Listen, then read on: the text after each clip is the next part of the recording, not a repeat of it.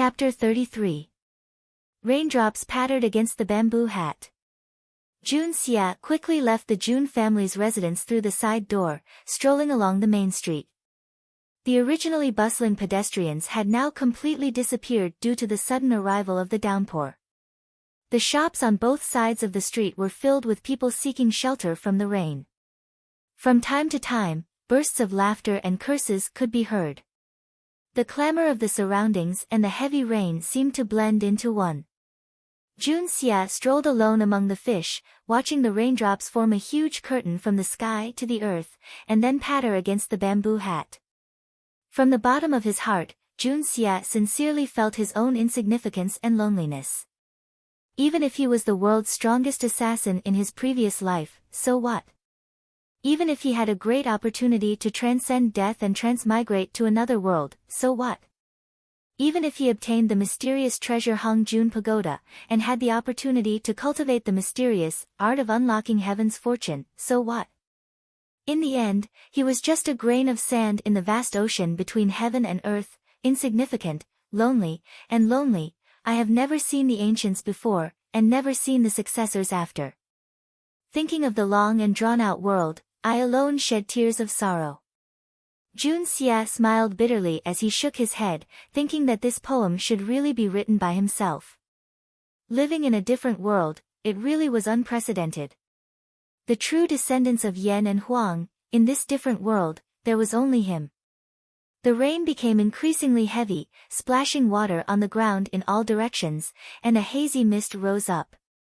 At this moment, the entire world suddenly became unreal, hazy, and even the pouring rain seemed to suddenly become silent.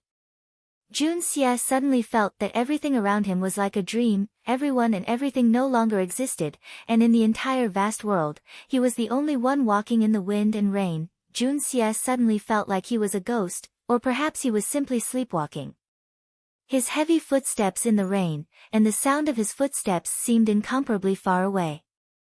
This feeling of rootless duckweed made Jun Xia, who was once a cold-blooded assassin, feel his own weakness and powerlessness. The front suddenly darkened, and only then did he realize that he had unknowingly walked out of the main street and into a narrow alley. In the curtain of rain, a rod of wine, like a dead salted fish, was picked out by a bamboo pole and hung vertically. The fragrance of wine wafted from within. Du Kong was the only one who could solve this problem. Wine was the only way to drown one's sorrows. Jun Xia hesitated for a moment before walking into the hotel. There were very few people in the store. There were only 4 or 5 tables, but all of them were empty. In such a heavy rain, the business of the hotel was naturally sluggish, let alone such a remote store. However, in the corner of the store, there was another person wearing a bamboo hat that covered his face. He sat there quietly, pouring himself a cup of wine. He seemed to be enjoying himself, but it also seemed more like he was lonely. Jun Xia casually ordered 2 side dishes and a jar of wine. Then, he silently sat in the corner and drank by himself as if there was no one else around. In the heavy rain, in the small restaurant, alone. This cup is for the people I killed in my previous life. I'm sorry, but you won't have the chance to take revenge. He drank it all in one gulp. This cup is for the people I will kill in this life. I'm sorry, but you are destined to die in my hands. Cheers. This cup is for Master and Junior Sisters. I wish you a smooth killing, an early end, and a peaceful and happy life for the rest of your lives. This cup is for... Jun Xia acted as if there was no one else around him as he drank cup after cup. Even though he did not make a single sound, all his emotions, all his sighs, all his loneliness, were all poured into cup after cup of wine. Along with the boiling hot wine, it fell into his stomach. From today onwards, in this world, I am Jun Moxie. Jun Xia was only the #1 assassin in his previous life, a distant memory. The wine in the small restaurant was naturally not outstanding. It was even bland like water. As someone who was used to drinking fine wine, it was a little hard for Jun Xia to swallow.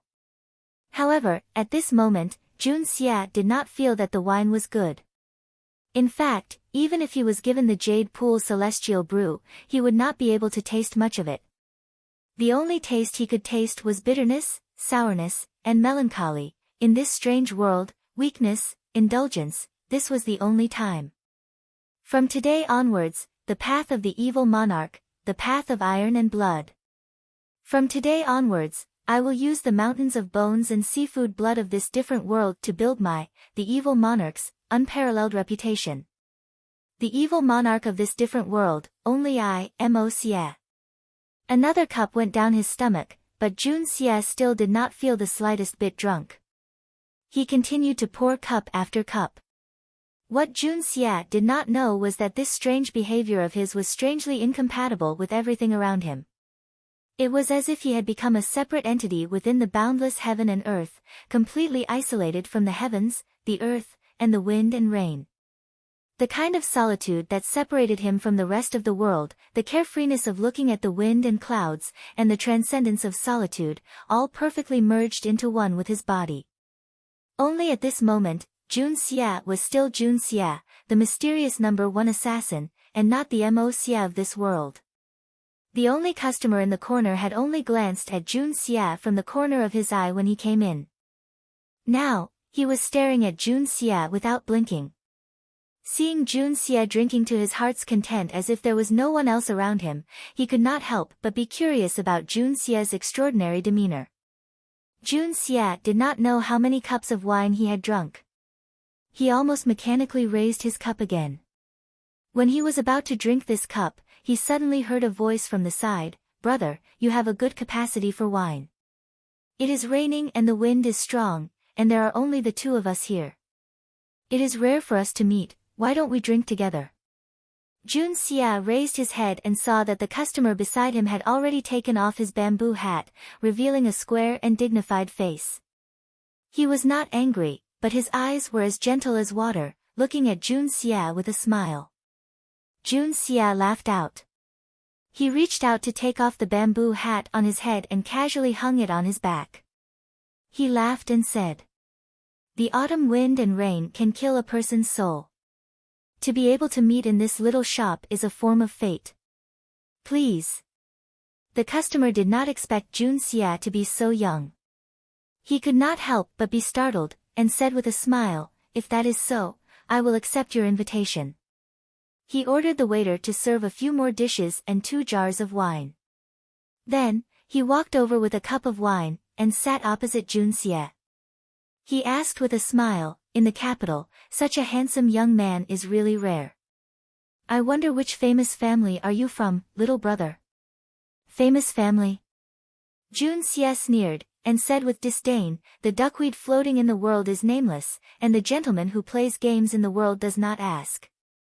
Could it be that in brother's eyes, only the descendants of famous families can have the so-called outstanding elegance?"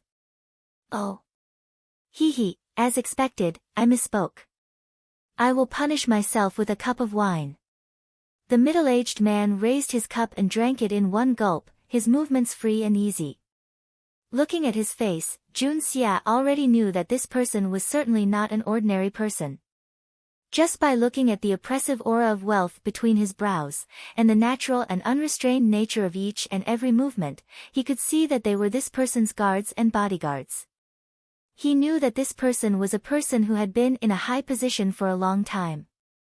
Seeing him admit his mistake to a complete stranger, and even punish himself with a smile, he could not help but slightly change his opinion of him.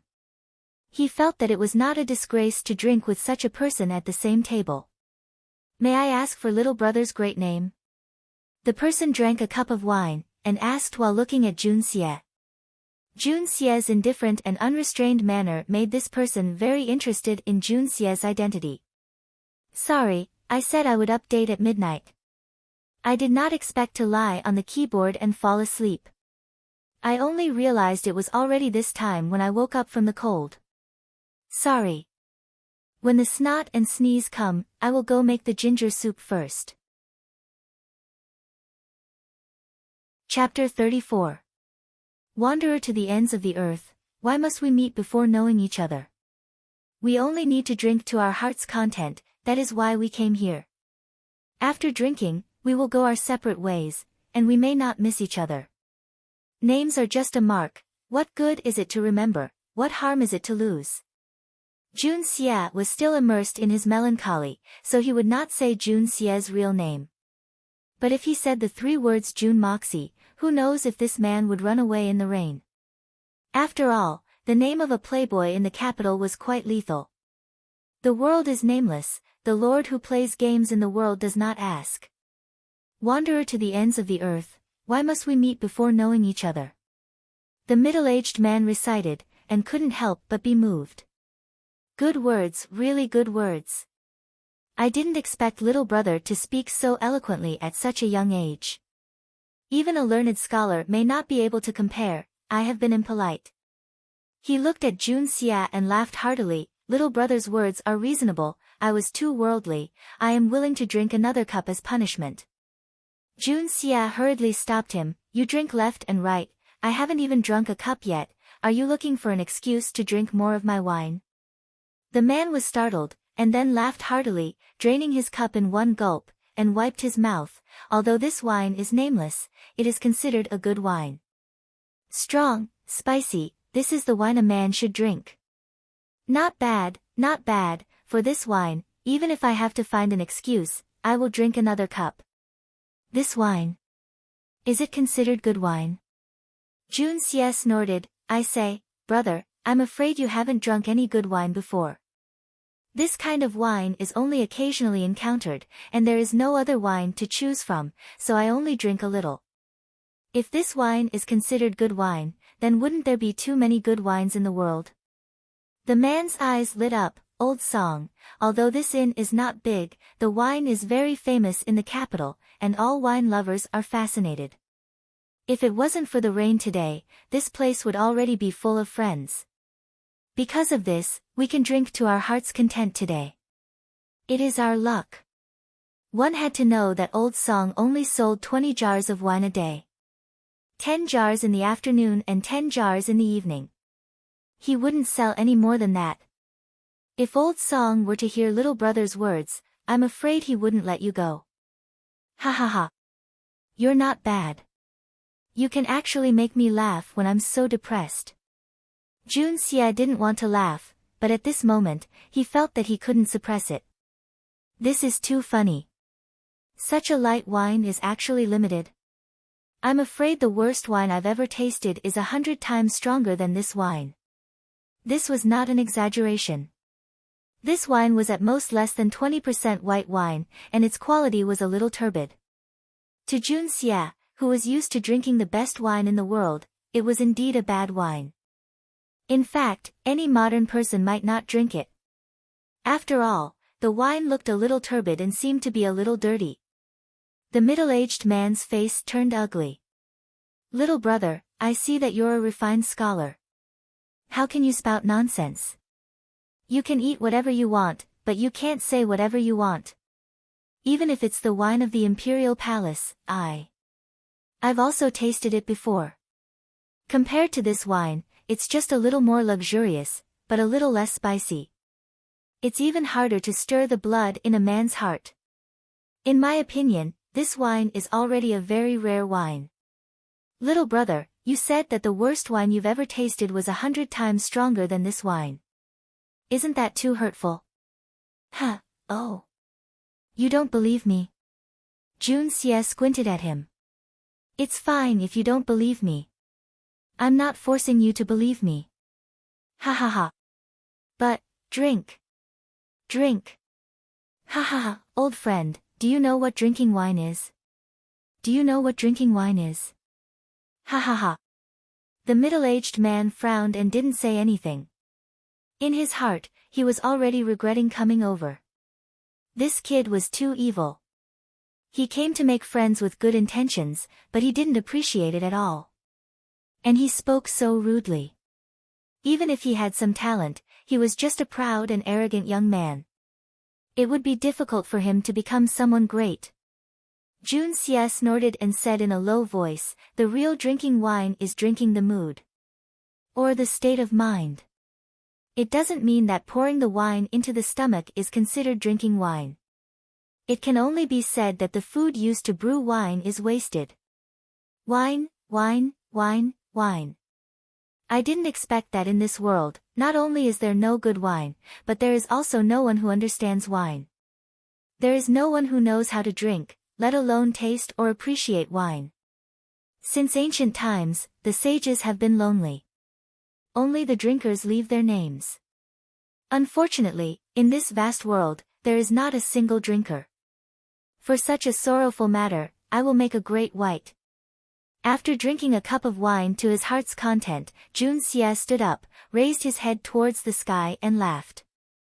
Looking up into the vast expanse of the sea of people, there is actually not a single person worthy of sharing a table with me, and not a single wine worthy of entering my throat. This world is really sad. Ha ha ha, 1,000 cups is too little when drinking with a bosom friend, but half a sentence is too much when there is no agreement. The wine is not good, and the people are even more boring. There is no meaning in drinking like this. Let's go. This kind of trash wine is actually sold in limited quantities, and there are people who oppose it. Damn it. Junxia's heart was filled with anger. He suddenly felt like he was playing the lute to a cow. He felt that this world was simply made up of a bunch of country bumpkins. How can such a person be worthy of drinking with me, the evil monarch? With a pa sound, an ingot of silver fell on the table. Junxia arrogantly laughed and walked out the door. He ran into the rain and disappeared in the blink of an eye. No matter how good the self-restraint of the middle-aged man was, he was still fuming with anger. This person is so young, but so arrogant. No matter what, I am a person with a high status. The wine that I like the most, is worse than trash in his mouth. Doesn't that mean that I am really, but in his heart, he was a little envious of Junxia's carefree, unrestrained, arrogant, and almost evil personality. When will I be able to live freely like this? The capital city was like a gigantic cage. Although a little arrogant, but being straightforward, can be counted as a true temperament. Since ancient times, all sages have been lonely, only the drinker leaves his name. What a good sentence. The middle-aged man silently thought to himself. He raised his wine cup and drank it in one gulp.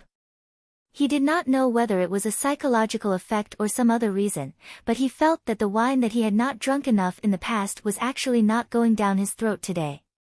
It is said that the ancients wrote poems in 7 steps. I thought that they were just flattering the ancients. But seeing this gentleman, it is not an exaggeration to say that he wrote a poem in 7 steps. Especially the last 2 sentences, it is really amazing. As he said this, he lightly recited. 1,000 cups is too little when drinking with a bosom friend, but half a sentence is too much when there is no agreement. Not bad, not bad. This sour student really has some real skills. At this point, the middle-aged man suddenly froze and laughed involuntarily. This fellow actually dared to say that I am not his bosom friend, and that there is no agreement between us. Ha! Before leaving, he even scolded me, and even scolded me in a sour tone, really a sour student. But in the entire Tianxiang kingdom, there is not a single person who dares to scold me to my face, including my royal brother. This brat has really given me a taste of something new. In Junxia's life, he had all kinds of evaluations, such as a homicidal maniac, a blood demon, and so on. But only the 2 words sour student had never fallen on him. Naturally, Junxia himself would never have expected that the few incoherent verses that he had uttered out from the scene would be turned into sour life by someone else. Moreover, it was a crazy student who scolded people in a roundabout way.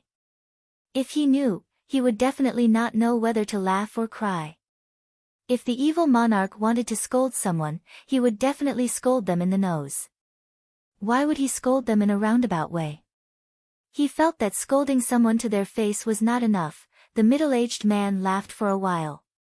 Suddenly, he felt that something was wrong. He turned around and saw a skinny and withered old man staring at the direction that Junxia had left in.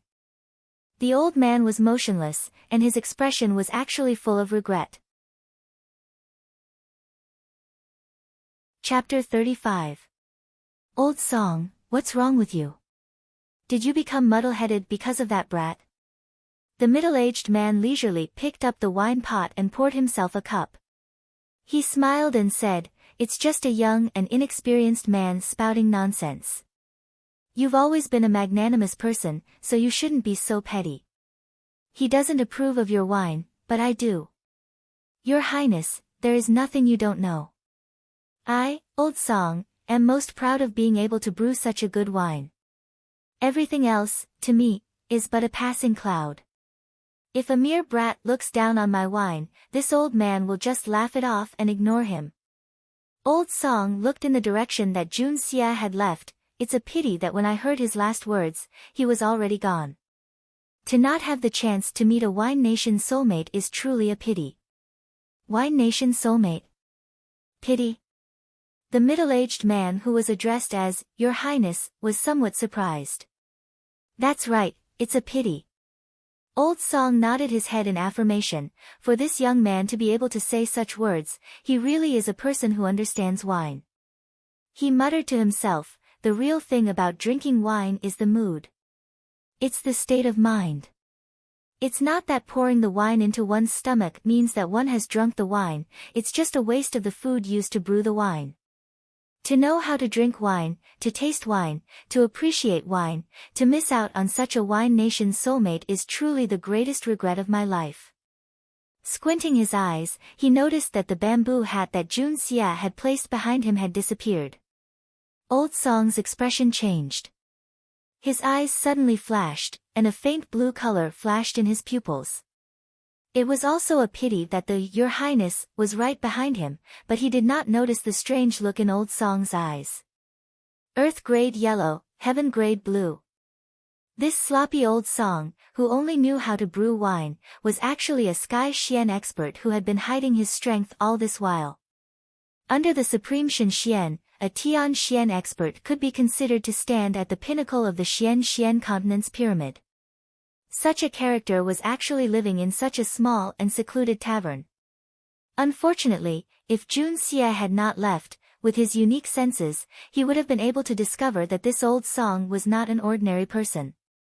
He would have also used this Old Song's love for wine to make a big deal out of it. Unfortunately, Jun Xia had already disappeared without a trace. Jun Xia walked out of the tavern and walked slowly. His heart and mind gradually became clear. He was freed from the previous mystical state. The previous state could almost represent the evil monarch Jun Xia. That moment of madness was the true nature of the evil monarch in his previous life. He was not afraid of offending people. If he wanted to say it, he would say it. If he wanted to do it, he would do it. Even if he was condemned by thousands of people, the evil prince would still arrogantly face them head-on and face thousands of soldiers alone. He did whatever he wanted without any scruples. He didn't care about anyone's feelings at all. The world praises me, praises me, praises me to the heavens, and I accept it calmly with a clear conscience. The world denigrates me, curses me, and despises me, that is also a matter of course. This evil nature was also the origin of the name, Evil Monarch. But now that he had vented his anger, Jun Xia, who had regained his senses, naturally wouldn't continue to maintain his Evil Monarch temperament. He restrained his aura and walked in the direction of his home. There was nowhere to go in the heavy rain. Unexpectedly, just as he was about to turn around the corner, Jun Xia's expression suddenly froze and his footsteps slowed down. This was because a low voice came from behind the corner, mixed in with the heavy rain. If it wasn't for the fact that Jun Xia's hearing was far more sensitive than the average person, he wouldn't have been able to hear it. The voice was, "It's finally done. If it wasn't for this heavy rain, I wouldn't have allowed myself to touch that old Tang family's things. It's really a blessing from the heavens, Tang family."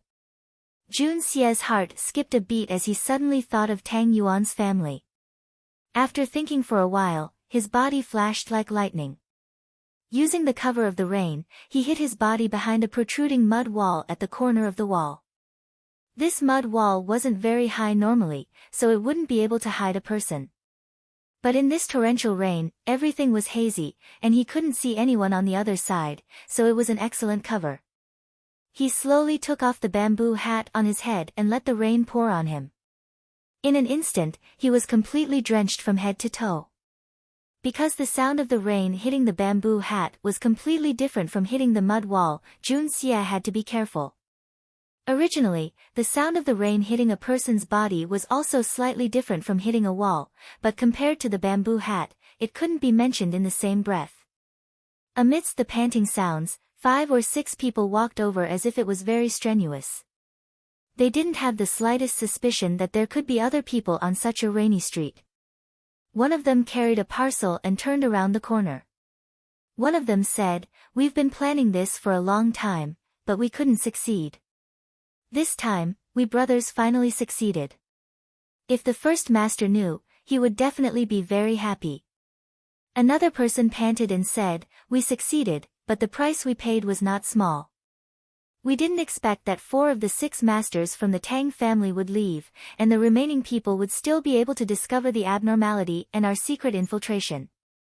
If it wasn't for that mysterious person who lured away the remaining 2 masters from the Tang family, and the 14 brothers who risked their lives to bring up the rear, I'm afraid we would also, cough cough cough."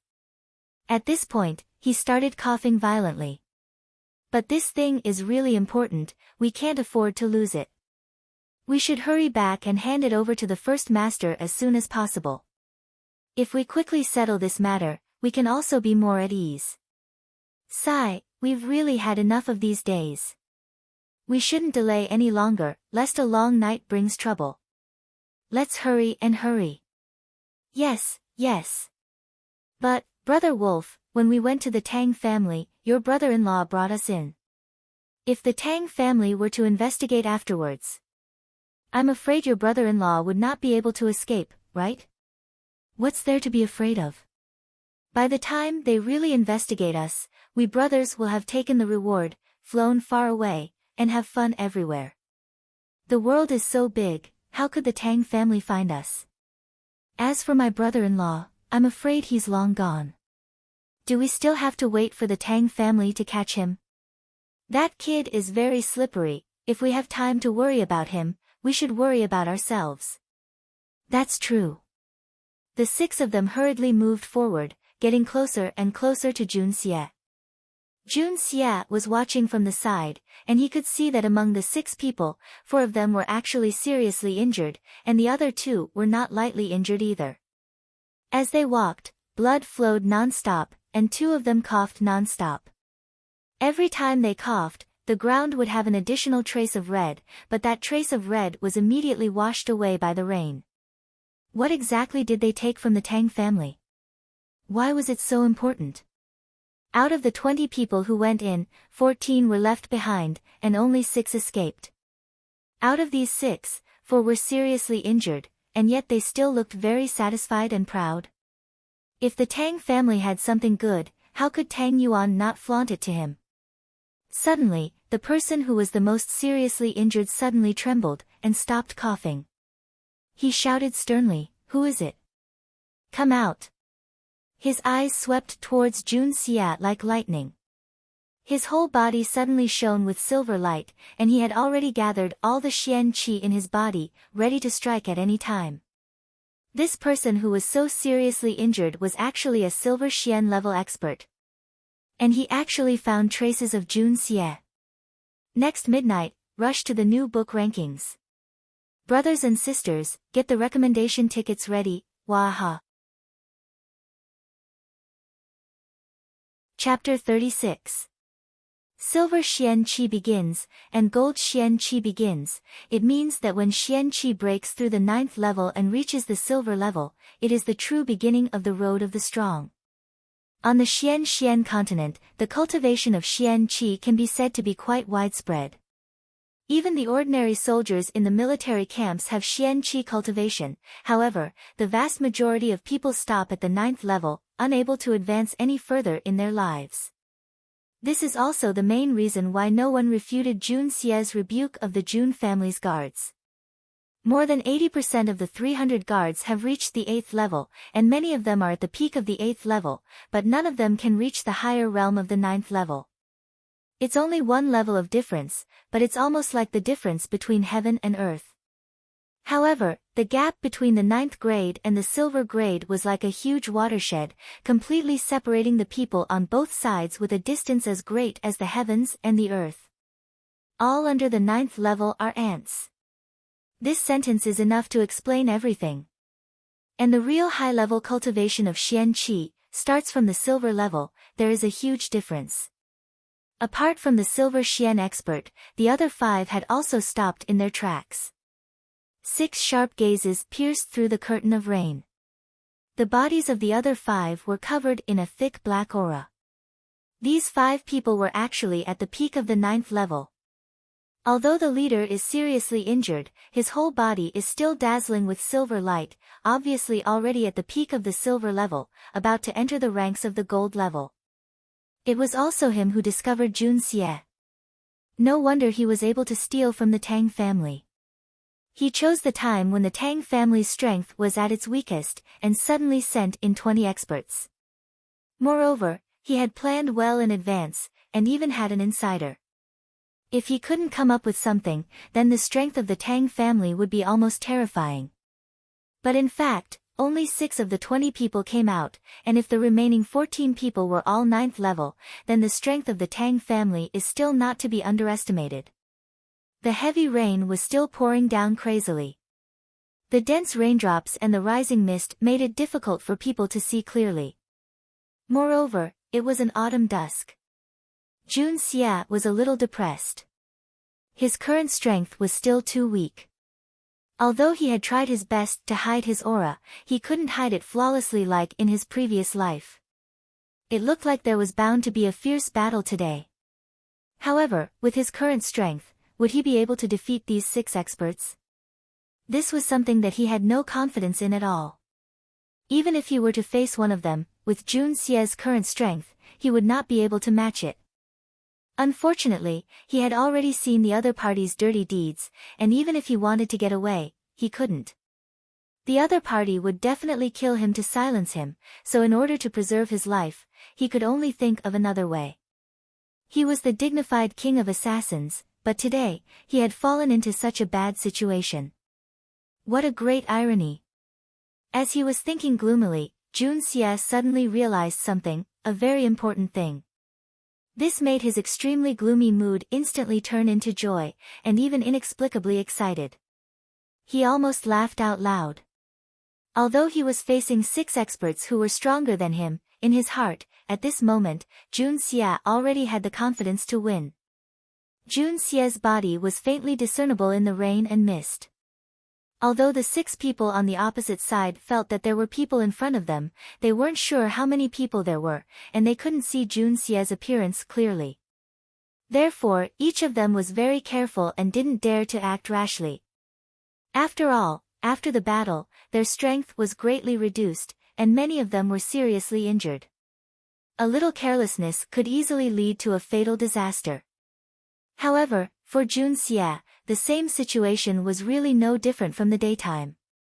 In fact, it was even more obvious than in the daytime. Although the art of unlocking heaven's fortune was extremely mysterious, and had its own profound mysteries, but Jun Xie had after all only cultivated for slightly more than a month. His cultivation was still shallow, and naturally, it was difficult for him to understand its mysteries, and was far from reaching the stage of night vision. However, the 6 people on the opposite side seemed to be afraid that others wouldn't be able to see them, and each of them operated the Xian Qi in their bodies to the extreme. The silver light and black Qi were incomparably dazzling in the rain and mist. In Jun Xie's eyes, they were simply 6 excellent targets, and they were incomparably clear targets. It was like a big ship that had lost its course in the vast sea, and suddenly a lighthouse appeared in front of it. This was what Jun Xie was feeling right now. This kind of brightness, even a missile could hit it. Jun Xie truly discovered the biggest flaw of this world's Xian Qi. It was too dazzling, and there was no way to conceal one's tracks. If one wanted to fight, one must first gather the Xian Qi in one's body, but once one gathered Xian Qi, one's body would emit light. In particular, in front of a super assassin like Jun Xia, these 6 people were like 6 naked fat pigs, dignified and imposing, waiting to be slaughtered. No wonder when Jun Xia had cheated in the dice, no one had suspected anything. In this world, as long as one had cultivated Xian Qi and surpassed level 4 or 5, they could do it by remote control of the dice. But the problem was, doing so would inevitably cause their body to flash strangely. Unless it was Supreme Shen Xian, but would Supreme Shen Xian need to cheat in gambling? The person who created this Xian Qi cultivation method is simply a genius. How did he know that I would transmigrate here and encounter such a situation? This is simply an excellent cultivation method tailor-made for an assassin like me to kill people. If these 6 people were 6 pigs, then Xian Qi in the eyes of Jun Xia was now fodder. Only after eating a lot of fodder could pigs grow so fat. Moreover, they would take the initiative to run in front of the butcher, show off their fat, and proudly say, "Look, how fat I am. Let's start the slaughter. If you like it, then cut it from there." And the role that Jun Xia was playing at this moment was this butcher. Of course, to kill a pig, one must also have skills. Because these pigs in front of him did not seem to be easy to kill.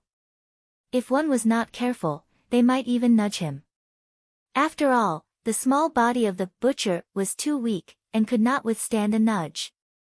Under the movement of his muscles, the 18 gold coin darts that were originally hidden under his ribs quietly fell into the palm of Jun Xia's hand. Jun Xia's body was motionless, and his eyes flashed with a long-lost bloodthirsty color. The art of unlocking heaven's fortune was operating at full force, and from his meridians, all of it was injected into the gold coin darts. In this autumn afternoon of torrential rain, when the world was dusky, the king of assassins from another world revealed his fangs for the first time in this strange world. For the first time, he displayed his colorful and artistic killing techniques. Peng, peng, the sound of footsteps slowly sounded, and the 6 people slowly separated, stepping on the rainwater under their feet. They maintained the same distance between each other, and carefully outflanked Jun Xia. They could all feel that the person opposite them was still there, and had not left. This person must not be allowed to live, no matter who he was, he must be eradicated. The hearts of the 6 people were all thinking the same thing. In the misty rain, the person opposite them seemed to move a little, and then they saw 6 dazzling yellow lights rapidly piercing through the rain, as fast as lightning. Their target was the throats of the 6 people. Jun Xia's unique internal energy caused the gold coin darts to emit a dazzling light after being infused with his internal energy.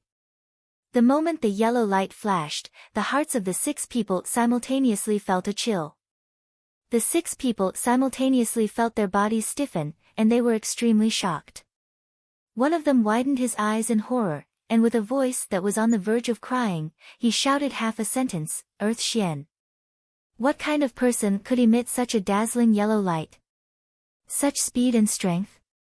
Apart from Earth Xian experts, it was simply impossible for other ranks to emit such Xian Qi and such brilliance. Above the silver grade was the gold grade, above the gold grade was the jade grade, and above the jade grade was the earth grade. Such a gap was akin to the difference between heaven and earth. How were they supposed to fight this war? Silence them? They must have been silenced. Even if the opponent was just an ordinary gold-leveled expert, the 6 of them might not be able to match up to an Earth Xian expert even if they were in their peak condition. What's more, they had actually encountered an Earth Xian expert when all of them were heavily injured. A new week has begun, and the list of new books is filled with experts. Brothers and sisters of the evil monarch, let us fight. Throw the recommendation votes at me. Chapter 37. The heavens want me dead. The 6 of them had the urge to cry at the same time. Despair. They had only seen the 6 dazzling yellow lights and had neglected the fact that the person in front of them was unable to give them the pressure of an Earth Xian expert. However, the despair and fear that had spontaneously arisen in their hearts had caused the 6 of them to be absent-minded for a moment. And it was precisely this moment of absent-mindedness that had completely determined the fate of these 6 people. The reason why Jun Xia had used the dazzling light from the gold coin darts was precisely because he had calculated this point. An outstanding assassin was most adept at seeing through the opponent's state of mind. He had calculated that when these 6 people were faced with an unrivaled expert, they would inevitably be at a loss whether to advance or retreat. And what Jun Xia wanted was precisely this moment when they were at a loss. A few heavily injured silver-leveled Xian experts were suddenly faced with a peak Earth Xian expert. The fear and bewilderment in their hearts was enormous. It was almost as if they were waiting to be slaughtered. These people were currently being chased. Of course, this feeling of utter despair would be born even faster. What Jun Xia wanted was this little bit of time. If they had directly launched a surprise attack earlier, at least 3 of these 6 people would have been able to avoid Jun Xia's gold coin darts. Because the darts had been split into 6 parts, the accuracy would certainly not be as good as a single dart. And as long as only one of them was left alive, Jun Xia would be in big trouble. Although they were injured, any one of them was still not someone that the current Jun Xia could deal with. The reason why the little Li flying dagger had never missed its target was because there was only one at a time. Jun Xia's focus was naturally on that silver-leveled Xian expert. Although he was seriously injured, he was still the one who had given Jun Xia the most pressure. It was also him who had keenly discovered his tracks. After the 6 dazzling gold coin darts, another 12 black lights flew out. However, the first 6 darts had already attracted their full attention. Moreover, the overwhelming rain had blocked their line of sight. Each and every one of them was still in a state of shock. In fact, they had barely managed to dodge the darts at the very last moment. They didn't even dare to use their weapons to block the darts. They were afraid that the Earth Xian expert in front of them would injure their internal organs. In actual fact, if the one who shot the concealed weapons was really an Earth Xian expert, they wouldn't even have the chance to see the yellow light before they would have already lost their lives. Even the strongest among them, the silver-leveled Xian expert, wouldn't be an exception. Unfortunately, in their state of shock, they had completely overlooked this. Even though they dodged quickly, 2 of them still let out blood-curdling screams. They weren't able to dodge in time, and the trembling coin darts pierced into their collarbones. Blood spurted out, and they also fell down. Even those who had fallen thought that they were already dead. After being struck by an Earth Xian expert's thunderous blow, what else could they do but close their eyes and wait for death? Moreover, the darts had pierced into their throats, but they didn't notice that the darts had actually only pierced into their collarbones, and didn't sever their trachea. 4 muffled screams sounded almost at the same time. Following that, the 12 flying daggers either pierced their throats or their foreheads. Each of the 4 people who were standing had at least 2 daggers on their bodies, and all of them had been injured in vital areas. Their eyes were filled with disbelief as they tightly clutched the hilt of the daggers in their throats and fell straight into the rain. The silver-leveled expert who had been taken care of by Jun Xia was injured and couldn't dodge easily. His situation was even more miserable. His head and body had been pierced by 4 flying daggers. They had pierced so deeply into their bodies that even the hilt could not be seen. Even in death, they couldn't understand why they were still hit by the flying daggers when they had clearly dodged the most terrifying fatal blow. When an Earth Xian expert faced an ant-like existence like them, he should have respected his status and not made a move. Why did he make another move? Why? Against an opponent who was 2 levels lower than him, he actually launched a sneak attack. Moreover, the first time didn't count as a second. Could it be that the Earth Xian experts these days were all so shameless? The Earth Xian experts of this world were all people who respected their status. When did they become so shameless? The Earth Xian expert Jun Xia didn't hesitate at all. With lightning speed, he pulled out the flying dagger from the forehead of one of the corpses. His footsteps didn't stop as he took 2 steps at a time. He flew to the side of the 2 people who had fallen earlier. With a twist of his wrist, he lifted the dagger and ruthlessly pierced it into their hearts. Although these two people had also suffered some injuries, it wasn't enough to instantly kill them. Although they were currently in a state of shock and absent-mindedness, they still had a certain amount of combat power left. An enemy with combat power must not be let off, even if he was already on the verge of death. The last moment of his previous life was the best lesson for Jun Xie. The enemy that posed no threat to him was only the dead. The murderous intent in Jun Xie's heart surged crazily. His face was grim. The flying dagger in Jun Xie's hand had yet to be inserted. The tip of his foot was already pointing outwards. At the same time that the dagger was inserted, his feet had already begun to move. After the dagger was inserted, he immediately let go and turned towards another person. Twisting his waist, he quickly pounced down. Using his hand as a knife, he slashed at the throat of another person. This series of movements was like a hare descending from a falcon. It was too much for the eyes to take in. Jun Xie's fleeting figure followed almost immediately after the yellow coin dart had left his hand. At the same time, four blood-curdling screams were heard. Jun Xie had already pulled out the flying dagger from the head of one of the people. The four corpses had yet to make a sound as they fell to the ground. The flying dagger had already been inserted into the heart of the survivor. His other hand had already chopped at the throat of the last survivor. The person who had been stabbed in the heart didn't even have the chance to make a sound before he died. At this moment, the sound of the last person's throat breaking and the sound of four corpses falling to the ground resounded at the same time. Jun Xie was gasping for breath after everything was completed. With the current physical quality of his body, it was a little difficult to complete such a difficult movement. Jun Moxie had almost hollowed out this body. If he hadn't been reborn and trained for a month, it would have been impossible for him to complete the series of battles just now. Even so, the time was too short. He was completely overdrawn. When his spirit relaxed, he was no longer able to withstand the backlash of such a violent movement. He only felt pain all over his body. His muscles and bones felt as if they were about to break. It was a kind of pain that penetrated deep into his heart and lungs. The last person let out a wah sound as he spat out a mouthful of blood. This blood sprayed directly onto Jun Xie's face. His body was like a gold ingot. His eyes were filled with remorse as he looked at Jun Xie. He then said in a hoarse voice, You're not Earth. He finally came to his senses as he was about to die. This person in front of him was definitely not an Earth Xian expert. What a pig's brain. Jun Xie sighed. He then looked at him and said regretfully, if he really was an Earth Xian expert, why would he need to mount a sneak attack to deal with trash like you? A strange gurgling sound came from that person's throat.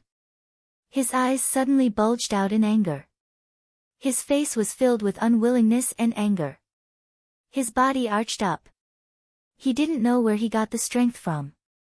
He raised his trembling hand and pointed at Jun Xie. He wanted to say something, but didn't say anything. He only stared at Jun Xie for a long time. Then, he fell to the ground with a pa sound. He twitched for a while, and then stopped breathing. His eyes were still wide open. He had died with a remaining grievance. He had originally still been breathing. He knew that he would die without a doubt. But, he could still hold on for a while. He wouldn't die like this. How could he have known that Jun Xie's words would directly anger him to death? He quickly circled around, retrieving the money darts and flying daggers one by one. Then, he conveniently searched the bodies of the 6 men. Jun Xie's expression was relaxed and his movements were natural. It was as though he was merely going through his own pockets, not caring about the 6 bloody corpses at all. His life as an assassin in his past life had trained him to the point where he would remain calm even if Empitai were to collapse before him. Jun Xie had also seen much more bloody scenes. Finally, he found a small bag in the arms of the silver-level expert. Weighing it in his hand, Junxia reached out to pick up the bamboo hat that had fallen to the side. He casually tucked it under his ribs and took a few big strides. He had already turned the corner. The heavy rain fell behind Junxia like a huge curtain from the sky to the ground. Suddenly, Junxia and the bloody scene became two different worlds. Temporarily first in the list of new books, in imminent danger. Brothers and sisters, it's all up to you. Feng Ling shamelessly asked Zhou Dian and Zhou Tui, brothers and sisters, can you take another step? Chapter 38. At the end of the street, the rain was pouring, and the strands of red gradually faded away, leaving only 6 corpses lying there quietly. One of the corpses had its eyes wide open, glaring angrily at the sky, its face full of unwillingness. After a few detours, Junxia carefully turned to the road back to the Jun family's residence. Rainwater poured down from above, but Junxia leisurely walked forward. He did not bother to cover himself. The blood stains on his body and face had been washed away, leaving nothing behind. Even if he were to wash them clean now, he would only be able to see a dark brown patch. He would not be able to tell that it was the blood of 6 men. Furthermore, with Junxia's current level of strength, he would not be a match for even one of them. This was the blood of a silver-level expert and 5 9th-level Xian practitioners. Just as Junxia was about to step through the gates of the Jun residence, a tall figure pierced through the heavy curtain of rain, piercing through the sky like a rocket. In a flash, the figure arrived at the intersection of the street. Seeing the 6 people lying on the ground in disarray, the figure was caught off guard. The figure swept forward and lightly patted the bodies of the 6 people, but found nothing. He suddenly stood up, and his eyes were extremely gloomy. This person wore a strange mask on his face, and it was impossible to see what he looked like, but his every move was extremely calm, as if he was doing something heavy with ease. With a swoosh, he flew directly to a big tree that was 50 feet away, and with another leap, he was already standing on the treetop, looking around. 2 leaps, without the slightest bit of smoke and fire, as if it did not take any effort. The golden light flickered slightly, and it was a gold-level expert. His lightning-like gaze pierced through the curtain of rain and carefully scanned the vast surroundings. Suddenly, he leaped down from the tree and circled around the 6 corpses in the pouring rain. Then, he followed the direction where the blood wisps dispersed and moved forward step by step. Even though he was moving forward step by step, his speed was actually faster than an ordinary expert running at full speed. That direction was the direction that Junxia had left from here. This person was actually so meticulous. Under the washing of the rain, he could actually find the right direction at a glance. The man followed the trail, circled around a few times, then suddenly stopped and cursed in a low voice. It turned out that the few detours that Junxia had taken were actually a full circle. This mysterious gold-leveled expert had followed the detour and found himself back at the starting point. Who is it? Who could it be? What a profound thought. This person said to himself in a low voice. He raised his head towards the sky and began to ponder. Who was it that disrupted my plan? Who could have grasped this opportunity so perfectly? Who was it that could see through his plan? He knows my plan. The timing of this operation was completely impromptu. Even he did not know about it beforehand. Even the heavy rain was unexpected. So it wasn't a problem on his side. But where did the problem lie? Could it be? The mysterious man thought hard, combing through every bit of information, even investigating the people around him one by one. This person had always been a schemer. Everything was within his grasp, and he would only take action after planning. His thoughts could be said to be extremely meticulous. Just like today's incident, even if he was beaten to death, he would never believe that there was such a coincidence in this world. That was why he had formed a fixed line of thought from the beginning.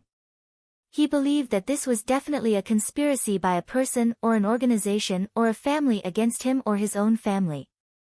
From this starting point, of course, it was 108,000 miles away from the truth. This person would never have thought that this matter was actually a coincidence from the start. A very interesting coincidence. If that silver-leveled expert did not expose Jun Xie's whereabouts, with Jun Xie's character, he would definitely not rashly incur enmity with others before his strength was fully displayed. If the person discovered by the silver-leveled expert was not so coincidentally Jun Xie, but an ordinary person, he could have safely brought the item back.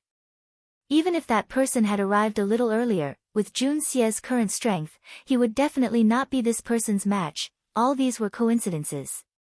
Only this kind of coincidence was the inevitable development of events. How could everything in the world go according to one's wishes? Although Jun Xie had coincidentally taken away the item that he urgently needed, Jun Xie himself did not even know what it was or what use it had. It was a coincidence that Jun Xie had come out this time. It was nearing the Mid-Autumn Festival in his previous life, and an autumn rain had evoked the lingering nostalgia in Jun Xie's heart. However, there was no one in this world that he could confide in. Even if he wanted to find a place like the bar in his previous life, he could not find it. It was obviously not suitable for him to be depressed at home. Moreover, Jun Xie did not wish to let others see his weak side, so he came out to drink to drown his sorrows. He did not expect that the middle-aged man's words would ruin his state of mind. The more he drank, the worse it tasted. In the end, he could not even swallow it, and finally left after a few words of disdain. Feeling vexed, Jun Xie wandered around the streets, as if drenched in the heavy rain would make his heart feel better. Then, he, coincidentally, encountered the scene in front of him. Under all kinds of coincidences, Jun Xie finally encountered the few people who had stolen something from the Tang family and had escaped with great difficulty.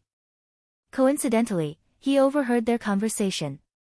Jun Xie's current strength was not good enough, so he originally planned to just let it go. After all, Jun Xie, who had traveled to this world, did not have a good impression of the Tang family. If the Tang family's things were lost, then so be it.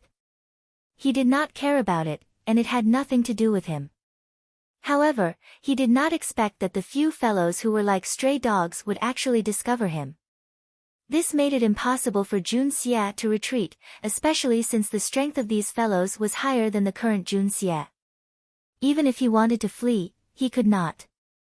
With no other way, Jun Xie had to use his hidden weapon skills, taking advantage of the timing to help himself, and then cast a trick to kill these people in one fell swoop. Since they were all dead, Jun Xie naturally did not mind taking something, conveniently.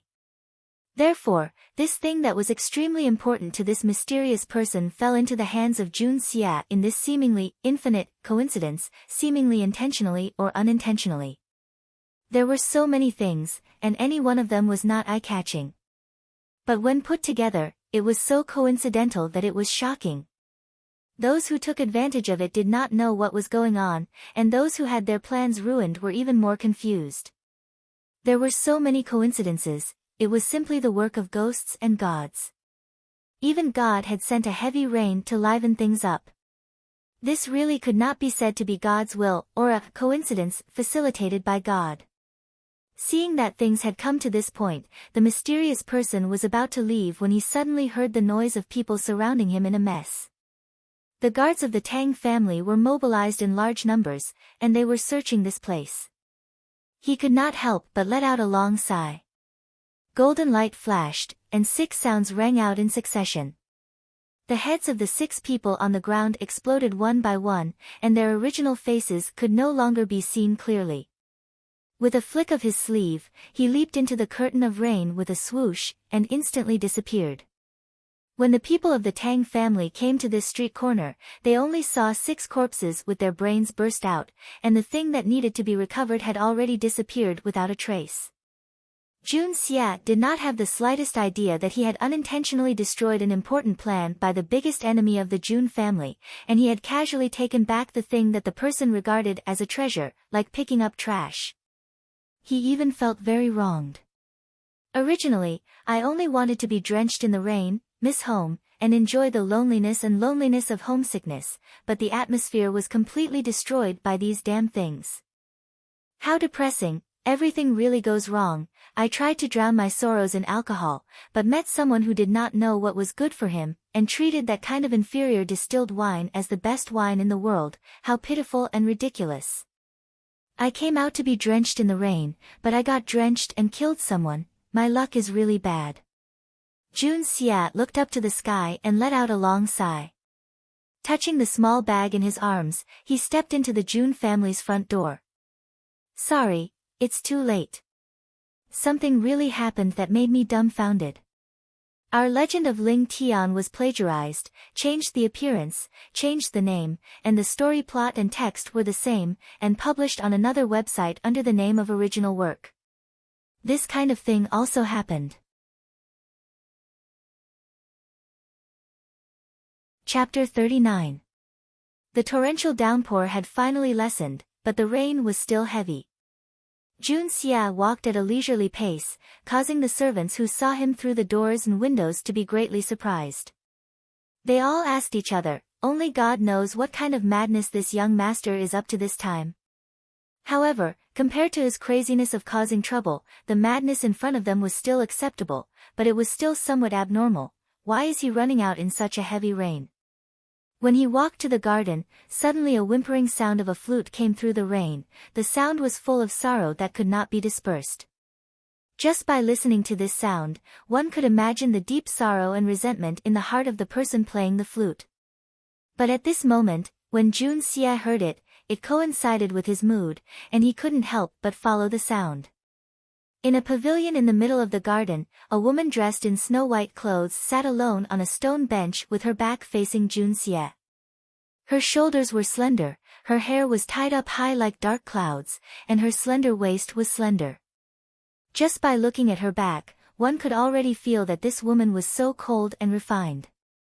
But in this bleak autumn rain, accompanied by the sad and melodious sound of the flute, it made the woman look even more lonely. Jun Xia stood quietly in the rain outside the pavilion, slightly closed his eyes, listening to the melodious sound of the flute. His mind was in a trance, as if he was listening to his favorite song from the dream of the Red Chamber in his previous life, the song, Frowning Eyebrows, the same sorrow, Jun Xia felt even more intoxicated. In such a storm and such an autumn, for whom was she sad, for whom was she suffering? At this moment, Jun Xia suddenly felt that the mood of the woman in front of him was as lonely and desolate as he was. But compared to himself, there was more of a sense of helplessness. The autumn rain was endless. In this mournful sound of the flute, even the sound of the wind seemed to become sobbing. The sound of the flute gradually became low, like a thin thread swaying in the wind, and finally disappeared. The woman in white sat still, gently put down the jade flute in her hand, and faintly sighed. The sigh disappeared in the wind and rain, appearing so powerless. Jun Xia could not help but sigh softly. Although the voice was soft, the woman was shocked. She quickly turned around and looked at Jun Xia with her beautiful eyes.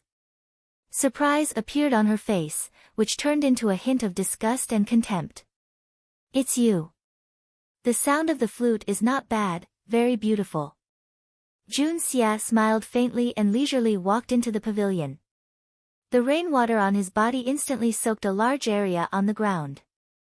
Sister-in-law, why are you in such a good mood today? This woman had a cold expression on her face. Her facial features were picturesque, and she had a graceful bearing. But, she had a cold and quiet temperament. She was Jun Moxie's sister-in-law, and also his wife, Guan Qinghan. She was the daughter of the illustrious Guan family, and was also famous for being a talented woman in Tianxiang. In fact, it was not appropriate to call her his wife. The two had been engaged since childhood. 3 years ago, when Jun Moyo was 22 and Guan Qinghan was 18, the two families had been preparing for their marriage. But, the war with the Shenxia Empire had coincidentally broken out. Jun Moyo and his younger brother Jun Macho had been appointed as the vanguard. Therefore, the two families had agreed that when Jun Moyo returned from victory, the two would be married. And, this marriage would be finished.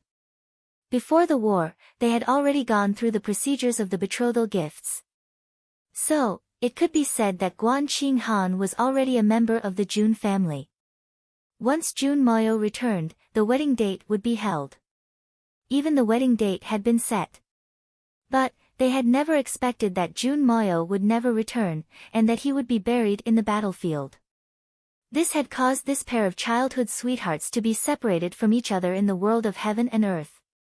The pitiful bones of the Wu Ding River were still in their dreams. When the grievous news came, Guan Qinghan fainted on the spot.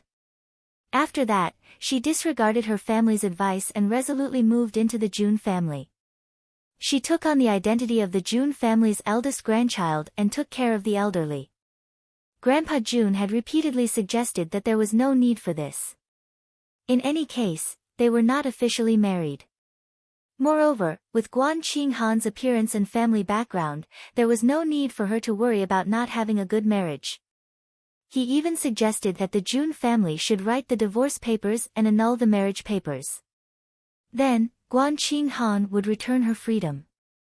Guan Qinghan was adamant in her refusal. The elders of the two families were afraid that she would take things too hard and get into trouble again. So, they could only acquiesce. They were waiting for her to change her mind. Then, they would send her back to the Guan family. Everyone in the Jun family, from Grandpa Jun and Jun Wui to the servants, treated this young mistress with great respect. No one dared to neglect her. The only person in the Jun family who could make Guan Qinghan unhappy was her brother-in-law, Jun Moxie. That debauchee Jun Moxia had been quite restless ever since this beautiful and generous sister-in-law had moved in. His words and actions had been frivolous and frivolous. This had made Guan Qinghan extremely disgusted. She couldn't bear it any longer. So, she had ruthlessly taught him a lesson. This Miss Guan wasn't just a talented woman. She was also quite proficient in martial arts. Although she hadn't reached the silver level, she was already at the peak of the 9th level. So, dealing with Jun Moxia was a very easy task. However, this debauchee did not change his lecherous nature. He also knew that his beautiful sister-in-law would not be too harsh on him. So, he secretly spied on her. When Guan Qinghan saw such a troublemaker, she had no other choice but to stay in her room for a long time. Today, when she saw the heavy rain, her heart was filled with sorrow. Suddenly, she could not help but feel sad. So, she came to the pavilion and used the flute to express her sorrow. Unexpectedly, this debauchee braved the rain to come here. You are really lustful. Don't you know that my 9th level Xian Qi cultivation is far higher than yours? If I wanted to teach you a lesson, it would be as easy as lifting a finger. I did not teach you a lesson because I did not want to alarm the Jun family. I also did not want to hurt the elders. Do you really think I am afraid of you? Oh, I had nothing to do, so I casually played the flute. Could it be that third young master is also an expert in this field? Hearing Jun Xie's words, Guan Qinghan's heart was filled with disgust. What does a debauchee like you know about the flute? You are just taking the opportunity to strike up a conversation with me. She looked at him coldly. She wanted to see what new tricks he had up his sleeves today. Naturally, her reply was also filled with hidden meaning. With Jun Xie's intelligence, how could he not understand? However, he also admired the woman in front of him. He also understood that Jun Moxie was unbearable in the past. It was no wonder that others looked down on him. Towards Guan Qinghan's deep love and persistence, he also had some admiration in his heart. The flute's sound is the heart of the heart. The past is the past. Sister-in-law, it is better for you to relax. Everything will pass. Jun Xia hesitated for a moment before advising. Guan Qinghan snorted. Her pretty face was as cold as ice. She turned her body and ignored him. Jun Xia felt very bored. With his personality, if you ignore me, I will ignore you. So what if I am a beautiful woman? Can a beautiful woman give me a cold face? He reluctantly said, I have been presumptuous and disturbed sister-in-law. I will take my leave. He smiled and turned to leave without hesitation. You are ignoring me. Good. I will go back to sleep. Guan Qinghan was surprised. She thought that this brat was going to pester her again and try to get close to her, but she never expected that he would actually say something sensible this time. He did not pester her and turned to leave, not even caring about the heavy rain outside. Looking at Jun Xie's back in the rain, Guan Qinghan opened her mouth. She wanted to say something but stopped. However, her beautiful eyes flashed. She suddenly realized that today's brother-in-law was really different from the past. In the past, this guy always had a naughty smile on his face. His eyes were not honest at all. He would look everywhere. When he saw her, he would often drool. However, when she recalled his expression and actions just now, there was not the slightest bit of frivolity. He was actually very solemn and very calm. Moreover, his gaze did not wander over to her. Also, looking at his back view as he walked away, his back was straight, and he seemed very calm as he walked in the rain. Has he really changed? Guan Qinghan laughed coldly in her heart. It must be because his pestering didn't work, so he changed to a gentleman to approach her. Jun Moxie, how can I fall for your trick? Even if you change your face 1,000 times, in my heart, you will always be that shameless wastrel. It will never change. It's raining so heavily, and you came here just to say a few words to me? Only a ghost would believe you. The more you act like this, the more guilty you are. How can you be a gentleman? Would anyone believe you? Guan Qinghan's pretty face instantly turned as cold as ice. But this guy did not show the slightest bit of surprise when he saw me today. Begging for votes at midnight. Protect ******.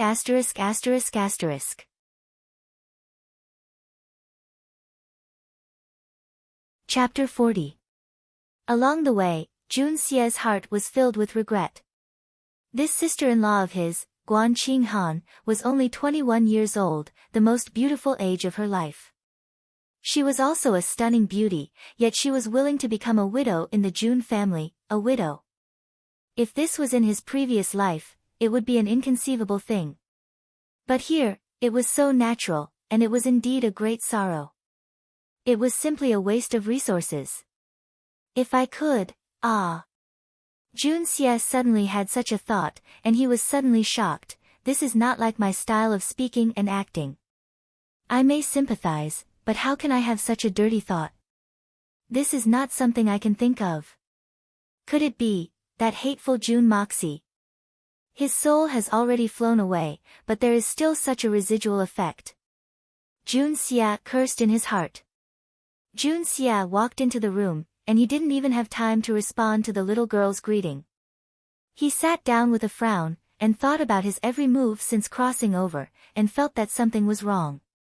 Although there were times in his previous life when he was young and frivolous, it was basically a disguise to get close to his goal, and at best, it was just an act. Jun Xie's character had always been cold and arrogant, close to callous. Sometimes, it could even be said that he was cold-blooded. However, ever since he transmigrated here, he found that his character had unknowingly changed so much. Admittedly, with Jun Moxie's identity as a debauchee, this kind of behavior is more feasible, and it is also the best cover. But, what exactly is in my heart? I need to know in my heart. I must absolutely not let the original character of this body of Jun Moxie prevail. But I still need to use this character as a camouflage.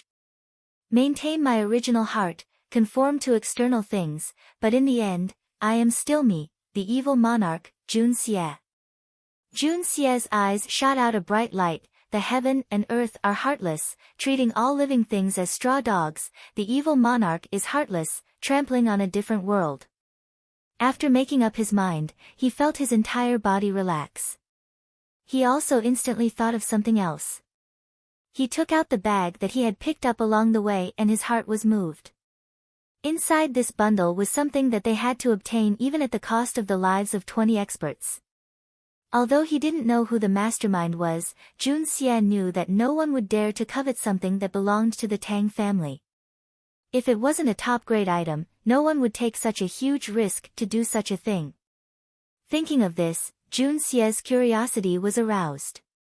He had planned to return it to the Tang family, but now he had a desire to open it and have a look. This was the demeanor of the evil monarch. Acting on his thoughts and going straight to his heart. Jun Xie reached out with his hand. With a chi sound, he tore open the bundle. Inside was a small square wooden box. A faint fragrance wafted out from the wooden box. The surface of the wooden box was engraved with faint golden lines. This wood was surprisingly the best quality golden sandalwood. Moreover, it was a whole piece of golden sandalwood, and a hole was dug in it. Just this wooden box alone was worth a lot. Opening the wooden box, a cold air immediately came out. Inside the wooden box, there was another white jade box. It was cold to the touch. It was actually a top-grade cold jade. Looking at the color and material, this piece of cold jade was an item that could topple cities. Jun Xie sucked in a breath of cold air. What on earth was this item that was so important? It needed to be stored in such a precious cold jade box. Carefully opening the jade box, Jun Xie saw a round object inside. The object was wrapped in a layer of colorful animal skin, exuding a strange luster. Jun Xie had no knowledge of this, nor did he know anything about it.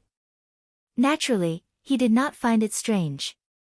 If someone who knew saw it, they would immediately be shocked. This was the fur of a 9th-level Xian beast. It was almost equivalent to the existence of the great master Shen Xian. Just the golden sandalwood box, the top-grade cold jade, and the fur of a 9th-level Xian beast, any one of them was already a priceless treasure. And these three items were actually just the outer packaging. Jun Xie held the item wrapped in the animal skin in his hand. Inside, there seemed to be a round object the size of a ping-pong ball. Opening it, Jun Xie couldn't help but be disappointed. It was a strange dark red object that was close to black in color. The texture was like stone, but not stone, like jade, but not jade. When he squeezed it hard, it seemed to have a slight elasticity. Just looking at the appearance of this object, it was really ordinary. Suddenly, Jun Xie's mind moved. His mind flashed, and he blurted out, Xian Dan. Although he hadn't seen what Xian Dan looked like, Jun Xie knew that it was a good thing. Only 3rd-level Xian beasts could condense Xian Dan. Just like this Xian Dan, with the power and influence of the Tang family, they actually treated it like a treasure. Moreover, it even attracted people who didn't hesitate to kill a fly on a tiger's head to covet it. Thinking about it, it shouldn't be something simple. It should be at least 7th-level Xian Dan. Or even higher. Jun Xie didn't know that this Xian Dan was obtained by the Tang family's old master, Tang Wanli, at a great cost. The Xian Dan of the 9th-level Xian beast, the golden winged tiger, contained an extremely large amount of energy. This Xian Dan, for low-level Xian Qi cultivators, was almost useless because it couldn't be activated. However, when the Xian Qi cultivation reached Earth level and above, it could be activated under certain conditions. Then, it could absorb the enormous energy contained in the Xian Dan for one's own use. As for how much energy could be absorbed, it depended on the individual's talent. However, when the Xian Qi cultivation reached the Earth Xian realm, every step forward was extremely difficult. But this Xian Dan could directly raise the Earth Xian realm to the Tian Xian realm. To a Xian Qi cultivator, this was simply a treasure that defied the natural order. As mentioned before, it was already extremely difficult to kill a 8th-level Xian beast, not to mention killing a 9th-level Xian beast to obtain the Xian Dan. Under normal circumstances, this was something that would never happen. A great master Shen Xian expert could defeat a 9th-level Xian beast, but in terms of killing it, perhaps even two great master Shen Xian experts working together might not be able to do it. The strength and speed of a 9th-level Xian beast could be described as terrifying. If it couldn't win and wanted to escape, no one could stop it. Not to mention the golden winged tiger, a Xian beast with the ability to fly. It was something that couldn't even be thought of. In the past, Tang Wanli had accidentally discovered a great master Shen Xian expert who was severely injured and discovered that the Xian Dan was on him.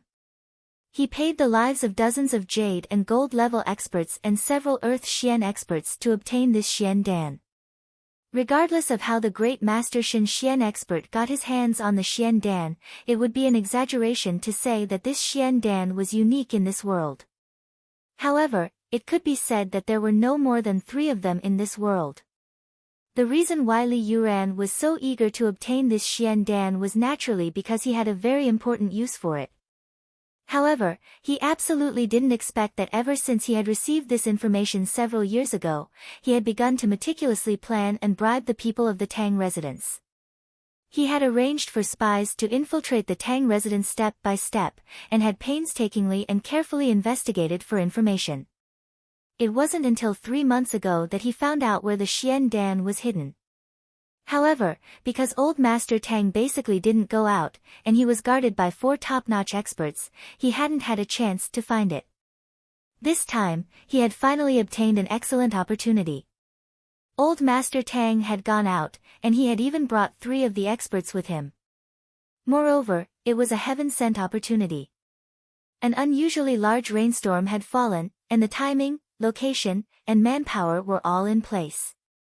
He had sent out a top-notch expert to lead the remaining expert of the Tang residence away, and then sent another 20 people to infiltrate the Tang residence.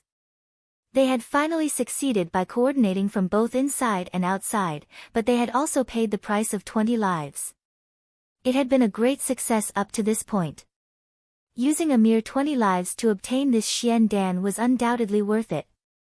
However, it was a pity that they had encountered Jun Xia just before they succeeded. Several years of planning, thousands of plans, and tens of thousands of calculations had all turned into fishing the moon out of the water. They had made wedding clothes for someone else. One could well imagine how depressed Li Yuran was right now. Recommend a good book. Famous Dr. Juju's Bugs Devour the World. Famous Dr. Juju got married in April. Let us all wish him a happy marriage and a healthy son soon. Chapter 41. Jun Xia naturally didn't know that he had such a heaven-defying treasure in his hands. He was worried. If he returned it to the Tang family, how could he explain why this thing fell into his hands? If he didn't return it to the Tang family, what was the use of keeping it by his side? He didn't even know what this thing was, let alone its true value. After thinking for a long time, he still couldn't figure it out. He casually wrapped up the Xian Dan, put it into a cold jade box, and then packed it in a golden sandalwood box. He weighed it in his hand, and then put it next to the pillow at the head of the bed. After thinking for a while, he pushed it in and pulled up a pillow towel to cover it. This didn't mean that Jun Xia realized the value of this thing and wanted to keep it close to his body, but he had heard that the fragrance of golden sandalwood was very helpful for sleep. In the past, there was a gentleman who bought the casket and returned the pearls, which made him laugh for 1,000 years. But he didn't know if what Jun Xia did today was also. Night fell, and the heavy rain gradually stopped. Old Master Tang Wanli's white hair all stood up.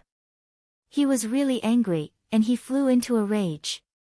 He went to find trouble with the Li and Meng families with a belly full of anger, but when he arrived at the Li family, he was sent out with a soft knife. He went to the Meng family angrily to show off his power, and actually fulfilled his wish, causing the whole Meng family to be in a mess. But when he arrived, it started raining heavily. Seeing that he couldn't go back, Old Master Tang became more and more depressed. He simply flew into a rage at the Meng family, scolding everyone in the Meng family. Who knew that when he was venting, his family members came to report that their house had been robbed. Old Master Tang's head suddenly buzzed, and all the blood in his body rushed to his head. He came to find trouble with others, but his own house was immediately turned upside down by others. He had just come here to look for trouble, but his own house was immediately turned upside down by someone else. Furthermore, it was a mess caused by someone working together from the inside and outside. Old Master Tang didn't need to ask what was missing. He already knew that it must be something important that was related to him. If it wasn't something that belonged to him, his family wouldn't have come to inform him at this critical juncture in such a heavy storm. As for his most important possession, if one were to compare the value, it would naturally be the Xian core. Thinking of this, the old man held on to the possibility that it was the Xian core that had been stolen, so he hastily asked. As long as it wasn't the Xian core that had been stolen, everything else was fine. Unfortunately, what he was afraid of had come true. It was indeed his lifeblood, the Xian core. The old man's vision darkened and he almost fainted. Ever since he obtained this item, Tang Wanli knew that he had obtained a treasure. As long as the younger generation diligently practiced and raised their Xian Qi cultivation to the Earth Xian realm, even if he had to sacrifice his old face, he could still invite a few masters of the Tian Xian level, or even the Supreme Shen Xian level to come and help him. With this Xian Dan, he could push his younger generation to the realm of the Tian Xian level. That way, as long as there was a Tian Xian level master in charge, the Tang family's glory would at least be fine as long as the Tian Xian level master was still alive. But he was already old. Even if he used this Xian Dan to raise his cultivation, he might not be able to live much longer. Only when he reached the realm of the Supreme Shen Xian could it be possible to prolong his life. But he definitely did not have that talent. Even if he relied on this rare treasure, there was no hope. Of his two sons, one was a good-for-nothing, and the other was quite talented, but his talent was that he disliked martial arts and preferred literature. His qi cultivation stopped at the 9th level, and he didn't even rush to the silver level. Although it was smooth sailing in the officialdom, it was not a good feeling to not have a top expert to hold the fort, and the taste of life and death was in the hands of others. Although civil and military affairs were under the jurisdiction of His Majesty the Emperor, as long as there was a strong Tian Xian level master in the family, even if the Emperor wanted to deal with him, he would have to think carefully. Grandfather Tang had no other choice but to settle for the next best thing and place all his hopes on his grandson. Finally, Grandfather Tang was gratified to find out that there were a few in his grandson's generation who did not disappoint him. Aside from the eldest, Tang Yuan, who did not focus on proper work, the other 3 grandsons all revered strength and were more diligent in their cultivation of profound energy. This greatly comforted Grandfather Tang's heart. He hoped that within 10 years, one of his grandchildren would be able to enter the Earth Xian realm. Furthermore, his own body was still in good health. No matter what, he could still fight for another 10 years for the Tang family. If this Xian Dan was used on his grandchildren, the effect would be better than using it on his sons. If everything went smoothly, within at least 100 years, the Tang family would be safe, no matter if it was in the imperial court or outside. Who would have thought that after waiting for so many years, painstakingly gathering some supplementary medicinal ingredients, and his grandchildren had successfully broken through to the silver level at such a young age? Just a few more years and they would be able to meet all the requirements. The most important thing would be stolen at this critical juncture. Tang Yuan was like a fox exploiting the tiger's might, holding 1,500,000 taels of silver in his hand. He grabbed Meng Haizu's collar and insisted on redeeming the accessory and the precious jade on the spot. How could Meng Haizu take it out? He kept bowing and saying good things, so anxious that beads of sweat appeared on his face. Just when he was at his wit's end, old Master Tang issued an order to return home immediately. He kicked Fatty, who was still chattering, and was about to leave anxiously. Before leaving, Tang Yuan roared fiercely, "If I don't hand over the sword and the precious jade within 3 days, I will go to His Majesty the Emperor to reason things out." This sentence scared Meng Haizu so much that he almost pissed his pants. Of course, the price for Tang Yuan's words was to be kicked twice by old Master Tang. He rolled back and forth like a rubber ball. Rushing home in a hurry, old Master Tang flew into a rage. All the elite guards of the Tang family were sent out to conduct a massive search. Old Master Tang ordered them to preserve the 16 corpses that were shot in his house and the 6 people who died mysteriously at the street corner. Other than having people identify them every day, he also drew pictures and distributed them through the Ministry of Justice. He offered a reward of 100,000 taels of silver in order to obtain the origins of these people. As for the few servants who had escaped from his house, he doubled the bounty on them. He vowed to find the mastermind behind all of this. Within a day, the capital was shaken. And 3 days later, the world was shaken. At the same time, Li Yuran's Li family did not make any moves on the surface. They looked like they were watching the show, but secretly, they were also swift and decisive. Li Yuran strictly interrogated everyone who knew about this matter. If there was even the slightest suspicion, they would be tortured. All kinds of torture methods were endless. She would rather kill 1,000 wrongly than let one go. She had to find out who was going against her. In just 2 days, several people had died because they could not bear the torture. At the same time, the Li family's secret forces began to take action, asking around and infiltrating. All the big families in the capital vaguely sensed that this was very unusual. They took strict precautions to protect themselves and avoid getting involved in this big whirlpool. At the same time, they sent people to ask around to find out what was going on with the Tang family. For a moment, the whole capital was in turmoil and undercurrents were surging. The prison cells of the Ministry of Justice were suddenly full. All the forces of the Tang family were mobilized, causing an earthquake in the capital. Everyone was in danger. There was no news for a long time. Old Master Tang Wanli was burning with anxiety and flew into a rage every day. Li Yuran looked gentle on the surface, but the coldness in the depths of her eyes was like 2 poisonous cobras. Whoever she stared at, the lightest would be a life, the heaviest would be the death of the whole family. However, Jun Xia, who had really benefited from this, did not know anything.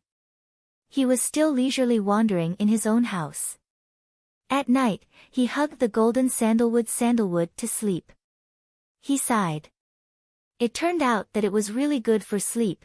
In his mind, he was still wondering why he was thinking about his widowed sister-in-law.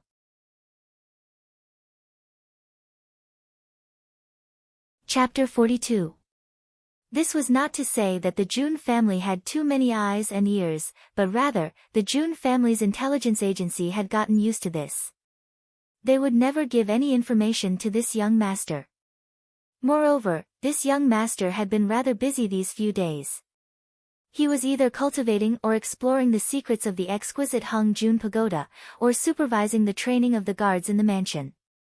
He had even managed to make a lot of lees fermenting in his busy schedule. So much so that Jun Xia only found out a few days after such a huge incident had happened in the capital. Of course, there was another reason why the Jun family was so quiet. Whether it was the Tang family or the Li family, they had never looked at the Jun family with suspicion. Not to mention the debauchee Jun. The entire Jun family consisted of the old, the young, the crippled, and the debauchee. Grandpa Jun had always been open and aboveboard. This was something that even his enemies had no choice but to admit. So, he naturally wouldn't do such a thing. As for Jun Moxie, they felt that even thinking about him was an insult to the 6 people who had died on the street. Who would believe that this good-for-nothing debauchee Jun Moxie had the ability to kill a silver-leveled expert and 5 level 9 Xian experts in one fell swoop? However, not everyone in the Jun family was unscathed. Because Jun Sunshao had so much time on his hands these few days, in just a few short days, he had tormented every single one of the guards to the point of losing a layer of their skin. However, not a single one of the guards had any complaints. The reason was simple. They were embarrassed, really embarrassed, and could not open their mouths. If the guards had lost a layer of their skin, then Jun Xia had lost 3 layers of his skin. Perhaps even more. In the past few days, the training that Jun Xia had put him through was something that even an iron-blooded general like Jun Wui could not help but feel apprehensive. The day's work and rest schedule. Before dawn, Jun Xia had already woken up from his sleep. In the courtyard, Jun Xia had set up a hidden corner. It was also a place where the wind blew in from all directions. The reason why he was not in his room was because he wanted to get closer to the world and nature. The fresh air of the morning was a gift from nature. 2 hours later, he tied a heavy sandbag to his body, arms, and wrists. Then, he began the training of all kinds of basic movements. Punches, straight punches, swings, uppercuts, kicks, forward kicks, side kicks, and back kicks. There was no rest or interval in between. After completing this set, he immediately went on to do push-ups, sit-ups, belly wraps, duck steps, frog jumps, leg presses, shoulder suspensions, and hangs upside down. After a round of training, his body basically had no sweat left. All the muscles in his body were extremely active. If an ordinary person were to undergo the above training, even if they could endure it, they would at least be half dead from exhaustion. However, this was only the beginning. After stretching his arms and legs, it was finally time to practice a set of boxing moves. Each move was meticulous. These movements, even if it was just for show but not practical, would probably cause him to sweat profusely. Not to mention, strictly according to the standards. Every punch, from the toes to the heels, then the ankle twisting, the calf muscles transferring, the leg bending, the thigh bearing the weight, and the waist transferring all the strength into a twisting motion. Then, this strength converged into a torrent and was transferred to the shoulder, driving the entire arm. Basically, it was using all the strength in the body to throw this punch. Every punch was also with all his strength. There was once a martial arts expert who said, "Don't just look at a simple punch and a kick. One must know that this punch and kick required the whole body to coordinate, all the muscles participating in the operation, in order to unleash the greatest power." Some people could kill a person with a punch, but some people would end up spraining their own wrists with a punch. This was the reason. It was the same for all the other movements. Even if it was a real punch, it was still martial arts. The foundation of martial arts lay in the simple and ordinary basic training. The pinnacle of martial arts was also simple and ordinary, returning to the natural state. However, the simple and ordinary basic training was the best way to hone a martial artist's heart and foundation. Moreover, Jun Xia had tied sandbags to all the joints of his body. This was simply increasing the difficulty by more than 10 times. And the amount of physical strength needed was 10 times more. However, this level of difficulty was only the beginning of Jun Xia's official day of training. The fierce fighting in the rainy night gave Jun Xia an urgent desire to improve his strength. This body was too weak. After Jun Xia went through all the systematic training, the Jun family's bodyguards appeared in front of him. Then, they began the cruel training that belonged to them for the day. Jun Xia proposed every training, and he would train with the team and complete it together. These training methods were the training methods that Jun Xia used to train super assassins in his previous life. It could be said that it was a hellish training. It could even be said that he would rather go to hell than endure this kind of inhuman devil training. In Jun Xia's previous life, there was a secret saying among his fellow apprentices, "I would rather go to the 9th palace of Yama than let the evil monarch lecture me for a day." It could be seen how abnormal Jun Xia's training methods were. Jun Xia only told himself one sentence: if you want to have invincible strength, you must first have invincible tenacity and perseverance. Otherwise, forget it. After that, you must put in more sweat and effort than anyone else. Otherwise, forget it. Only when you have achieved these two things, then you have the right to talk about opportunities. If you don't work hard, even if an opportunity is placed in front of you, you won't be able to grasp it. But hoping that a deity will appear and you will become an immortal is just an unrealistic fantasy. Even if you have the best luck in the world and hold the most powerful treasure in the vast universe, if you don't work hard, you will still be worse than a fart. As long as a beggar works hard, he will have the chance to become a great general who will leave his name in history. But if a great general doesn't work hard, he will also have the chance to leave his name in history. However, he will leave his name in history because of his infamy. If you want to trample on others, or even the whole world, you must first trample on yourself. This is the most basic condition. After he finished training himself, the guards would run 20 laps around the field. Jun Xia would not run one lap less than them. The other training also had to be done with extra effort. Although with Jun Xia's current physique, he always dragged it out until the end, he still persisted in every type of training. By the end of the first day's training, Jun Xia was so tired that his mind was in a blur. However, the pride of a gold medal assassin and the dignity of the evil monarch within his heart supported him, allowing him to complete the training without any hesitation. Although this body had undergone the cleansing of the meridians and marrow, Jun Xia had to quickly cultivate the coordination of this body to a perfect state. Only when all the muscles and bones in his body were in perfect harmony would he be able to meet the minimum requirements that Jun Xia had set for himself. And where did all of this come from?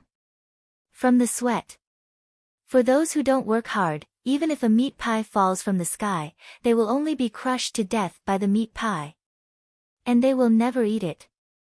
And now, although Jun Xia already had the exquisite Hongjun Pagoda and the art of unlocking heaven's fortune, regardless of martial arts or Tao, he had to cultivate both internally and externally.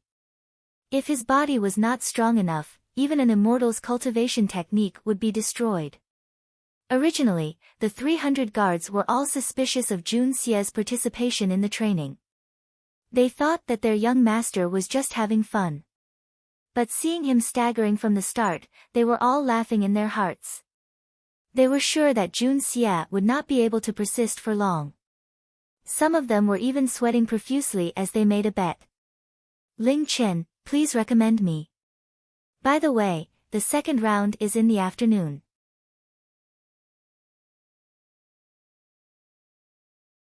Chapter 43. Everyone thought that this young master would collapse at any moment. How could such a hedonistic young master endure such a hellish training?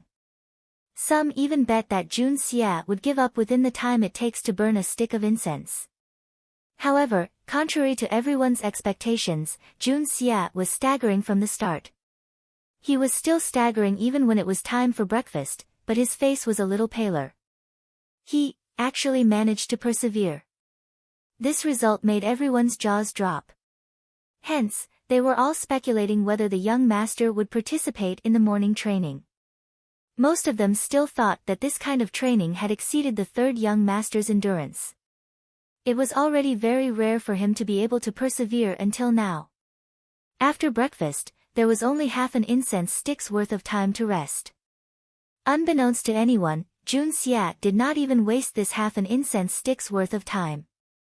Returning to his room, he endured his aching muscles and took out several bamboo tubes with steel needles inserted into them and fixed them on the table. There was also a bamboo tube without steel needles inserted into it and placed it behind the bamboo tubes. Each bamboo tube was only as thick as a palm. In order to not touch the bamboo tubes on both sides, his fingers had to hit the hidden bamboo tube at the back. And the requirement was to pass through 3 bamboo tubes and hit the last bamboo tube, to make a sound. This small training was mainly to train the extreme flexibility of his fingers. This training seemed easy to do, but it was actually quite difficult. The steel needles were densely packed. If one used too much strength or was slightly not flexible, the steel needles would pierce into the flesh. That moment of pain was enough to make anyone's hand tremble. And with that tremble, there would at least be a few more needles piercing into the flesh. With a straight face, Jun Xia calmly reached in with his hand that he had trained for the entire morning. When the morning training began, the guards found that Jun Xia was actually standing on the field again.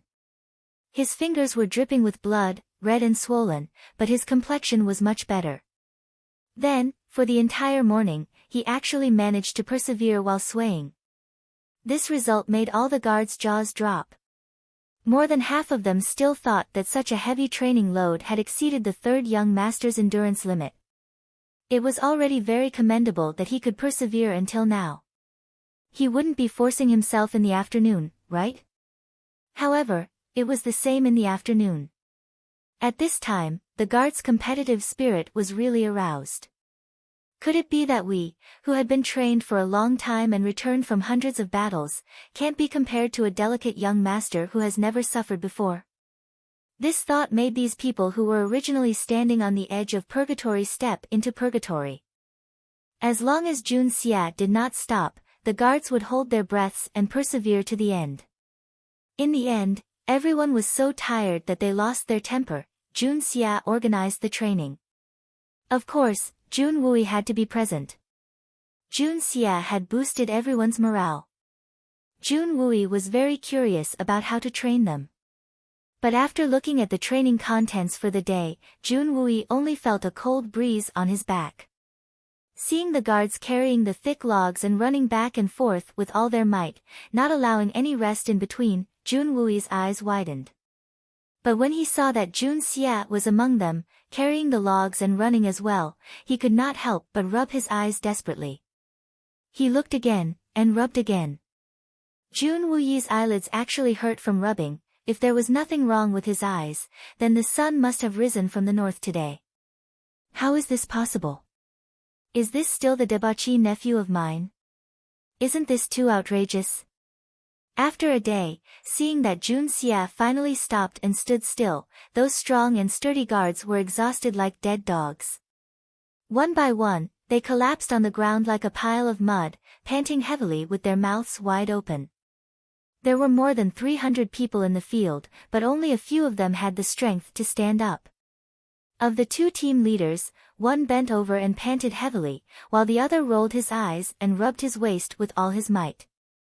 Jun Xia's face was pale, and he was on the verge of collapsing. But he stood straight, and his sharp eyes looked at the people in front of him. Suddenly, he roared, "All of you, stand up for me." Within 3 breaths, whoever cannot stand up will be eliminated. Get out of here and commit suicide. Because he does not deserve to stand here. If he can't even compare to me, this debauchee, what face do he have to live on? Instantly, everyone sprang up like a spring, each of them gritted their teeth and swayed. Dozens of people almost fell down again, but they were held up by the people beside them. If they were really defeated by the third young master, they would really have no face to live on. Jun Xia panted heavily, and Lengleng looked at them and said in a rough voice, "Now, who still doesn't admit that they are trash?" It's only been a day, and you guys have become like this in just one day. Even a debauchee like me can stand here, but you guys have fallen. Are you guys just going to lie there with a clear conscience? Don't you feel ashamed? Battle-hardened warriors? Bah! The faces of the 300 burly men were filled with shame. One by one, they could not help but lower their heads. Yes, even this young master that everyone had always looked down on had persevered, and was still standing up. What reason did they have to lie down? Jun Xia's entire day of training had been witnessed by all of them. Even with their burly and sturdy bodies, they were still exhausted after enduring the entire day.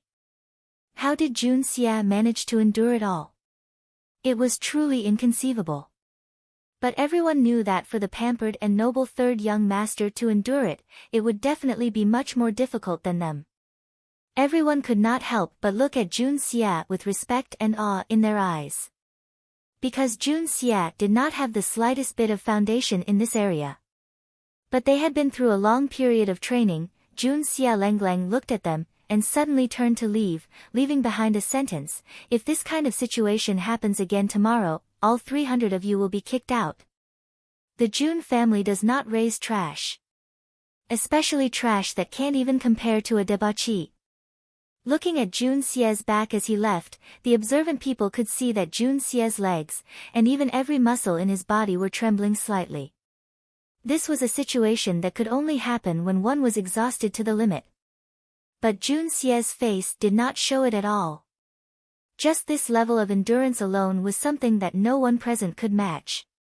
Even a debauchee young master could endure such a heavy training load. How could they, the veterans, say that they could not? Especially when the training load was the same as the debauchee young masters, how could they say that it was hard? They could not afford to lose face. If they said that it was hard, they would be despised by their colleagues, but if they were despised by the debauchee young master, they would not be able to live. However, if they were to find out that Jun Xia's body was actually tied with 8 other sandbags, how would they feel about it? Would they feel ashamed to continue living? No one knew that there were at least a dozen places on Jun Xie's body that had been scratched by the sandbags. Blood slowly seeped out along with lymph fluid. Jun Xie's entire day of training was estimated to be at least 3 times more than the amount of training these bodyguards had undergone. This was a terrifying number. If not for the art of unlocking heaven's fortune, with Jun Xie's current physical condition, he would have died of exhaustion 10 times over. But the reason why Jun Xie was like this was to borrow the mystical effects of the art of unlocking heaven's fortune, to transcend life and death training, to break through the limits of his body. Although Jun Wui did not know that there were other sandbags on Jun Xie's body, but Jun Xie's astonishing performance today was enough to move this great general who had once commanded thousands of troops. Looking at Jun Xie's gradually disappearing back, Jun Wui's eyes were filled with endless gratification, but his heart was filled with suspicion. Could it be that this is Mo Xie's true colors? This is too hard on myself. There won't be any accidents this way, right? To forge iron, one's own body must be strong. Let me explain. From today until Friday, at 2:00, 1:00 in the morning, 1:00 in the afternoon, and 3:00 on Saturday. I don't need to say the reason, everyone should be able to see the reason. 2 weeks after the release of the book, the books in the same period have at most reached 70,000 to 80,000 words, and we are already at 110,000 words. There are still 3.5 weeks before the book is published, very far away. Damn it. Brothers and sisters, please forgive me, Feng Ling can't do anything about it. The only thing I can promise is that after the book is published, we will explode for a few days, everyone can have fun together. May the brothers and sisters enjoy reading the book. Very sorry. Bow.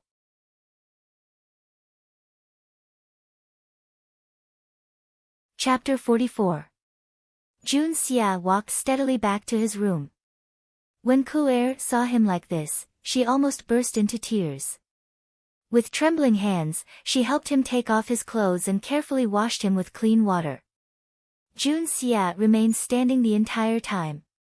He knew that if he lost his balance and fell down, with his current exhaustion, he would definitely fall into a deep sleep. But as long as he could endure this and regain his strength, it would mean that he had broken through another limit of his body. After wiping his body, he let Ku'er leave. Naked, Jun Xie stood in a standing position and entered into a deep state of meditation. With his mind guarding his soul, the first level of the art of unlocking heaven's fortune began to circulate slowly. Jun Xie suddenly discovered that the rainbow exquisite pagoda in his mind was actually rotating faster than before. Moreover, the heaven and earth spiritual qi emitted from it was also much denser than before. The spiritual qi slowly entered Jun Xie's meridians and flowed along the route. Everywhere it passed, Jun Xie would feel a cool and refreshing feeling. It was as if a cold mountain spring had suddenly poured into his extremely parched throat. The comfort he felt at this moment was indescribable.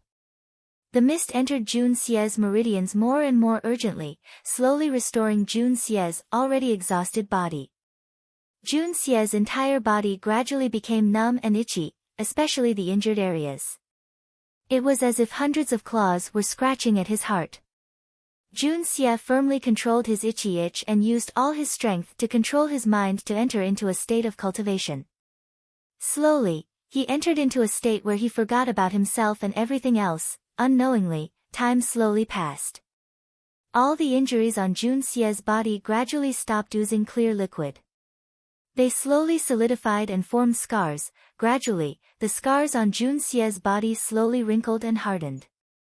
In the end, they fell off bit by bit. A thin layer of skin scraps slowly accumulated at Jun Xie's feet. His skin became as white and smooth as before. The only difference was that it was more flexible. The muscles that had been tightened after a day of high-intensity training trembled unconsciously but rhythmically. Crystal clear liquid slowly seeped out. After the trembling, the muscles slowly relaxed and gradually returned to the state before training. After another wave of numbness and itchiness, they finally relaxed completely. Jun Xie, who had entered into a state of cultivation, was oblivious to all these changes.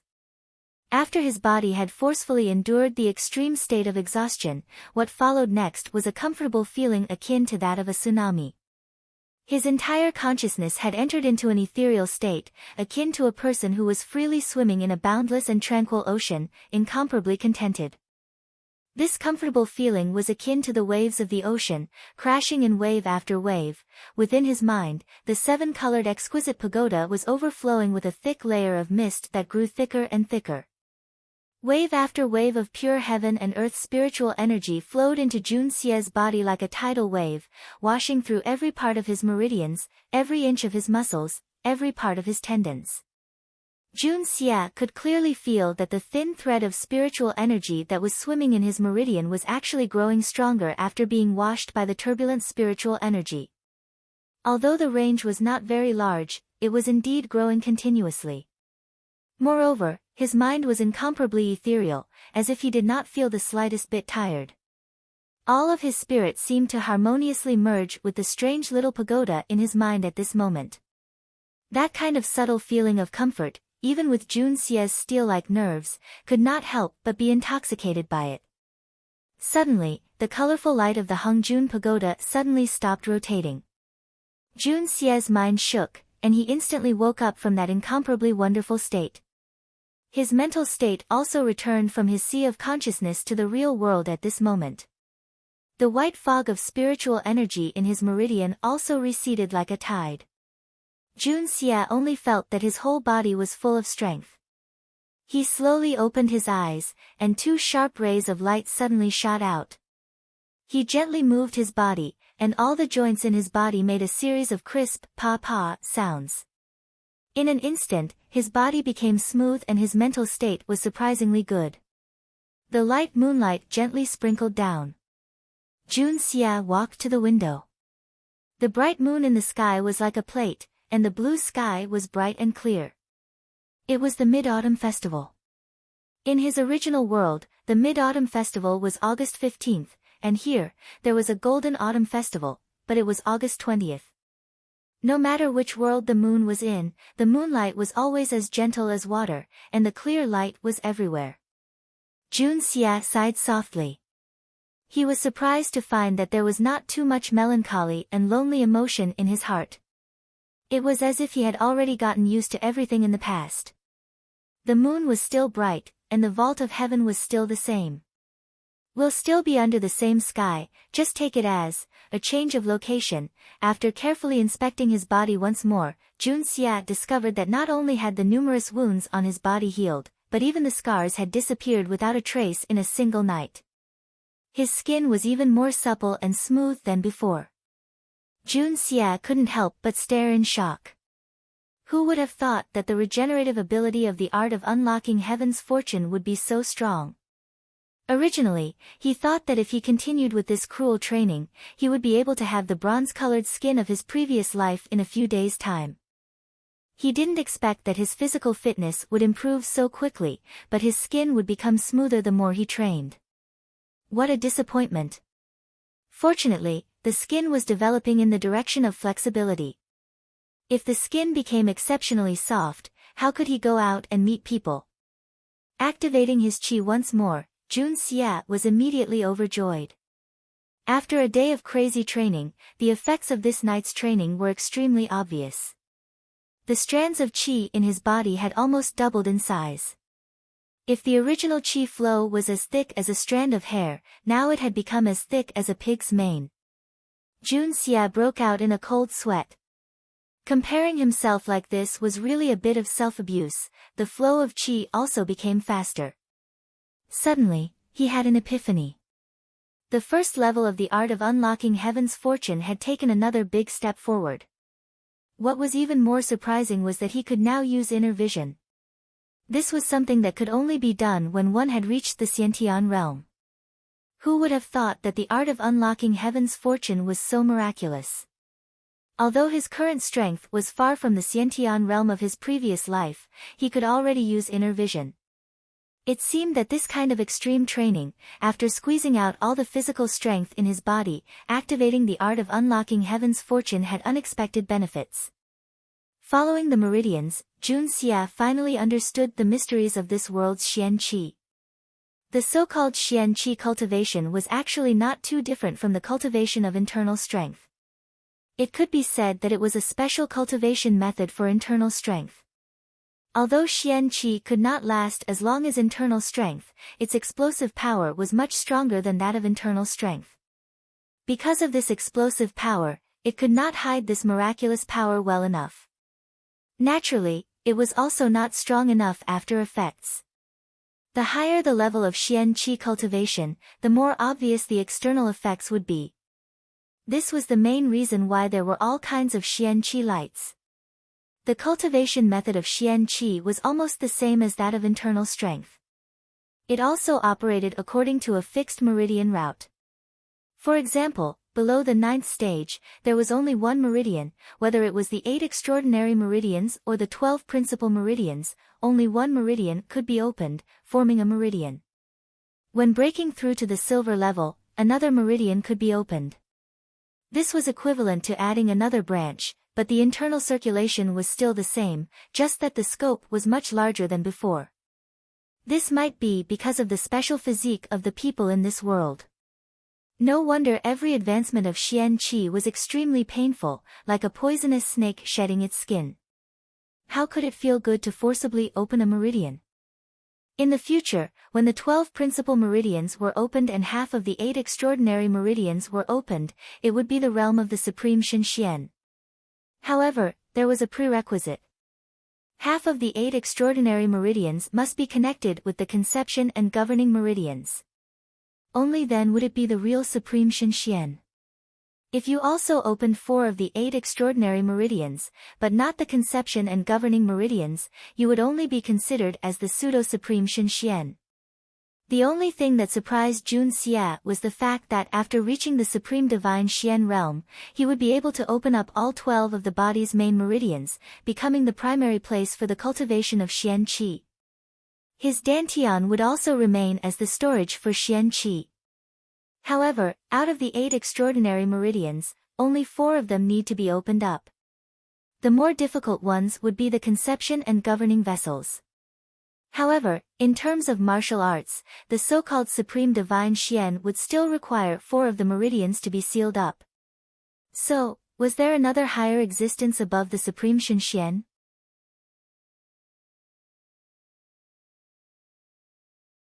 Chapter 45. Was there an even higher existence above Zhizun Shenxian? Based on the theory of internal energy cultivation, the answer to this question was certain. There must be a higher existence. However, this was a different world. Although internal energy cultivation and Xian Qi cultivation seemed to be the same, the results might not be the same. Hence, one could not come to a conclusion too early. Perhaps this world was different, and it was possible that Zhizun Shenxian had reached the peak. Of course, with Jun Xia's current level of understanding towards Xian Qi, he could not come to a conclusion. Furthermore, after Jun Xia had gone through the meridian cleansing and marrow cleansing, his meridians had all been unblocked. He had already reached the level of a Xiantian expert, and in terms of meridians, even Zhizun Shenxian might not be able to match up to him. However, his actual strength was still far from that level. After all, he had only been in this world for a short month. To be able to go from a useless body to his current strength was already an incredible speed. This was also the wonder of the art of unlocking heaven's fortune. If it was any other cultivation technique, it would be difficult to even get started in a month. However, the exquisite Hengjun Pagoda combined with the art of unlocking heaven's fortune could open up all the meridians in one go. This was equivalent to opening up countless bottomless treasure troves for Jun Xia, waiting for Jun Xia to fill them up one by one. With Jun Xia's current strength, if it was a real life or death battle, a normal silver-level Xian Qi would not be able to do anything to him. If it was an assassination, it would naturally be a different story. After all, this was Jun Xia's profession. However, the unblocked meridians had given Jun Xia a very strange ability. If he were to deliberately imitate it, as long as he was given the corresponding Xian Qi cultivation technique, he could imitate the extreme form of this cultivation technique at any time. Of course, it was only the form and would not have the corresponding power. Thinking of this, Jun Xia could not help but smile. It seemed like there was another way to act tough. The next day, Jun Xia once again appeared on the training ground, brimming with health and vigor, causing everyone to be shocked. Even the strong bodies of these guards couldn't take yesterday's training. Even now, many parts of their bodies were still aching. But this young master had actually arrived at the sports field earlier than them. After yesterday's training, almost everyone had a new impression of their third young master. They even admired him. But almost everyone was certain that the third young master might not be able to come tomorrow. Not to mention whether he had the heart to come or not, his small body would definitely not be able to handle it. But today, when they saw Jun Xia's upright posture and his eyes that were as sharp as a sword, everyone felt an illusion within their hearts. Is this still the same debauchee young master who spent his days eating and waiting to die? How did he get up? Jun Wui arrived at the sports field early in the morning. He sat in his wheelchair and looked over. Jun Xia's appearance was within his expectations, but it could also be said to be outside of his expectations. He was very clear about Jun Xia's condition after yesterday's training. It was indeed very serious. With Jun Xia's original physical fitness, he might not be able to handle it. Therefore, even if Jun Xia did not appear today, it was understandable. He originally thought that even if Jun Xia appeared, he would be very tired, or even very embarrassed. Even if he was in good health, he might not be able to complete the training yesterday easily. But he really did not expect that today. It seemed that Jun Xia's condition was much stronger than this group of burly men in front of him. Could it be that the training yesterday was not as heavy as he thought? After another day of high-intensity training, the guards were even more surprised to find that Jun Xia's speed today had actually increased by quite a bit compared to yesterday. Moreover, although his footsteps were still somewhat unsteady, they were no longer swaying. At the very least, he was much more presentable compared to yesterday. That was not the end of the surprise. In the next few days of training, Jun Xia had completely caught up with the guards' progress. In fact, he was even better than them. Such a fact made the group of guards' eyes red. Such a rapid improvement in strength was something they had never seen before. Not to mention seeing, they had never even heard of it. But young master's example was right in front of them. The so-called myth had become a living reality. Young master has such a delicate body, and he can do it. We have rough skin and thick muscles, so why can't we do it? This question once again set off a craze for training. Everyone's thirst for strength caused the training to reach a white-hot level. Almost everyone's eyes were red and their teeth were clenched, training with all their might like wild beasts. What they did not know was that in addition to their training, Jun Xia was also carrying 8 heavy sandbags on his body. In addition, every morning, he would have to undergo a special training session before coming back here to train with everyone else. Moreover, Jun Xia had added a few more aspects to his training: climbing, grabbing rocks, leveling, arm stretching, concealment. Jun Xia had divided the 24 hours of the day carefully, not wasting a single minute. Grandpa Jun found out about this news on the 3rd day. He secretly came to check on Jun Mo Xia during his training. Grandpa Jun was pleased with his grandson's progress, but he was also worried that his grandson would train too frequently. Haste makes waste, and that would not be good. However, after checking on Jun Mo Xia, he did not even show his face and quietly left. However, the housekeeper, old Pang, could clearly feel that Grandpa Jun was very happy, very happy. In fact, when there was no one around, Grandpa Jun would even hum a tune or two in his study room. Then, for the first time in his life, he got drunk. He was a complete mess, but his face was filled with joy. After that, he staggered to the front of his wife's memorial tablet and muttered something. It was unknown what he said, but he actually muttered for the entire night. He came out the next day with a smile on his face, but his eyes were filled with tears. The day before the Golden Autumn Festival, Tianxiang City had already begun to become lively. Everyone was dressed in bright clothes, and everywhere was decorated with lanterns and streamers. Wanderers from far away had returned home. How could the annual reunion festival not be lively? At noon, on the top floor of the Drunken Immortal restaurant, the bodyguards sat together, occupying 2 tables. Another table was set up in the middle of them. Only 2 people sat there, Jun Xia and Tang Yuan. Tang Yuan sat opposite Jun Xia, sighing and frowning. Fatty Tang had suffered a lot these past few days. Grandpa Tang Wanli had squeezed out half of his grandson's fat body. First, he was grounded, he was not allowed to step out of the house. Then, whenever Grandpa Tang remembered that the Xian Dan had been stolen, he would immediately call Tang Yuan over and scold Fatty. Then, he would slap him a few times to vent his anger, and then tell him to get lost. This kind of treatment was more frequent than 3 meals a day. It was as if he would be served whenever he thought of it. Fatty Tang had already lost a lot of face. He had almost lost his future wife. His father-in-law had already given him a torrent of abuse. His fiancée had washed her face with tears and threatened to kill herself. She had insisted on canceling the engagement. It was no wonder that the girl was so close today. Who knew what he would do if he really lost her in the future? His father would slap him every time he saw him. Then, he would look for a stick everywhere. His mother wanted to pull him, but she did not dare to.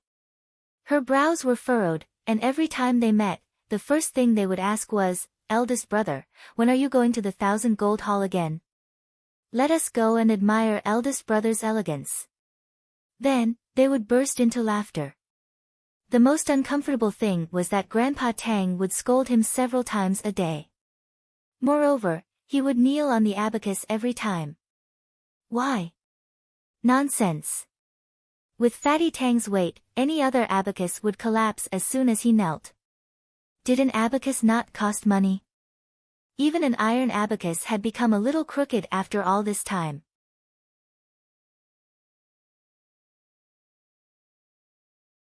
Chapter 46. Fortunately, Fatty Tang was thick-skinned, broad-minded and fat, and had an optimistic temperament. Even if he was scolded and beaten to the point of wanting to commit suicide, as long as he went back to his room to sleep, he would immediately forget about it and treat it as a fleeting cloud. If it was a person who liked to get stuck in a dead end, he would probably have been tied to the roof beam and reincarnated several times. Of course, being optimistic about one's fate, being indifferent to the wind and clouds, and passing clouds were mostly official sayings. The damn fatty had simply torn off one side of his face and pasted it on the other side. One side was two-faced, and the other side was shameless. This time, Fatty finally used the autumn festival as an excuse to sneak out of his house, and the first thing he did was to find Jun Xia to complain. Jun Xia was worried about what the thing in his hand was when Fatty Tang arrived. The two hit it off and went to the Drunken Immortal restaurant. They called for a few side dishes and drank together. Fatty Tang drank a glass of wine, sighed 3 times, and then pointed his radish-like finger at the heavens and the earth to vent his anger.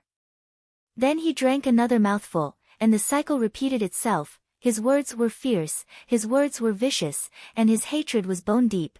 All the guests upstairs couldn't help but raise their eyebrows. Even the guards at the side tilted their heads and acted as if they didn't know each other. Following such a young master is really degrading. Jun Dashao raised his eyebrows. Dashao may be calm, but the people Fatty was scolding also seemed to include him. How could he not raise his eyebrows? I say, Fatty, what did you lose in your house? You are so bitter and hateful that I can't even drink anymore. Jun Xia frowned as he looked at the glass in front of him. He really couldn't drink anymore. Being scolded was one thing, and with Jun Xia's calmness, the discomfort would pass in a moment. But this wine was clearly fragrant, but the taste was bland like water. There was not the slightest hint of alcohol in it, and it was like swill. This really gave Jun Xia a headache. If Jun Xia were to evaluate this wine, he would say that it was like a woman taller than Tang Yuan had poured a bottle of inferior and expired perfume on herself. Drinking this wine, Jun Xia could not help but recall the wine he had drunk in Old Song's little shop on that rainy night. That trash wine that Jun Xia had trampled upon to the point of being worthless. Now that he thought about it, he could not help but be fascinated by it. As the saying goes, comparing oneself to others will lead to death, comparing goods to goods will lead to better goods. Even though the wine was difficult for Jun Xia to swallow and could not be compared to the wine from his past life, he now knew that the person who said that this wine was one of the best wines in the entire capital and that it could only be sold in limited quantities was actually true. Jun Xia's original idea of making his own wine suddenly became clear. It seemed that he had forgotten about the lees after they had fermented. Looking at the days. He should be able to make some wine in a few days, right? Even if it wasn't to make money, it was to make some wine for himself. If I only drink this trash wine, then I won't be able to live. When I brew this wine, I will also sell it in limited quantities. 1 jar costs 10,000 taels of silver. If you don't want to buy it, then so be it. I will drink 1 bottle at a time, and if I really can't drink it, then I will feed it to the pigs. Damn it, it's really unbearable. Jun Xia pinched his nose as he drank a cup of trash, and thought maliciously. With his demonic nature, if his temper flared up, it wasn't impossible for him to really feed the wine to the pigs. Sigh. Tang Yuan wanted to say something, but stopped. His round and plump face, as smooth as a poached egg, actually showed a twisted expression. Third young master. This big brother is really suffering. You say, those bastards, who can't they frame? Why must they frame me? Fuck their 18 generations of ancestors, I won't let them off in this lifetime. And those damn thieves, you say, they stole our family's things, why did Grandpa blame me? I curse those thieves. The more he spoke, the more agitated he became. When it came to sad matters, Tang Yuan stood up agitatedly. One of his thighs ferociously stomped on the chair he was sitting on, and the fat on his body shook majestically. With a malevolent expression, he roared towards the sky. Fortunately, the quality of the Drunken Immortal restaurant's tables and chairs was really passable, and could withstand the heavy pressure of that damned fatty. Jun Xia, on the other hand, was somewhat unable to withstand it. He covered his face with his hands in agony, and really wanted to cover his face and run away. Being together with this fatty was too embarrassing. The entire 3rd floor of the Drunken Immortal restaurant fell into absolute silence in an instant. Everyone turned their heads and looked at the pile of fat trembling in agitation. Panting, Tang Yuan moved his thighs down, and without even wiping them, he sat down heavily on the chair, raising his cup and gulping it down.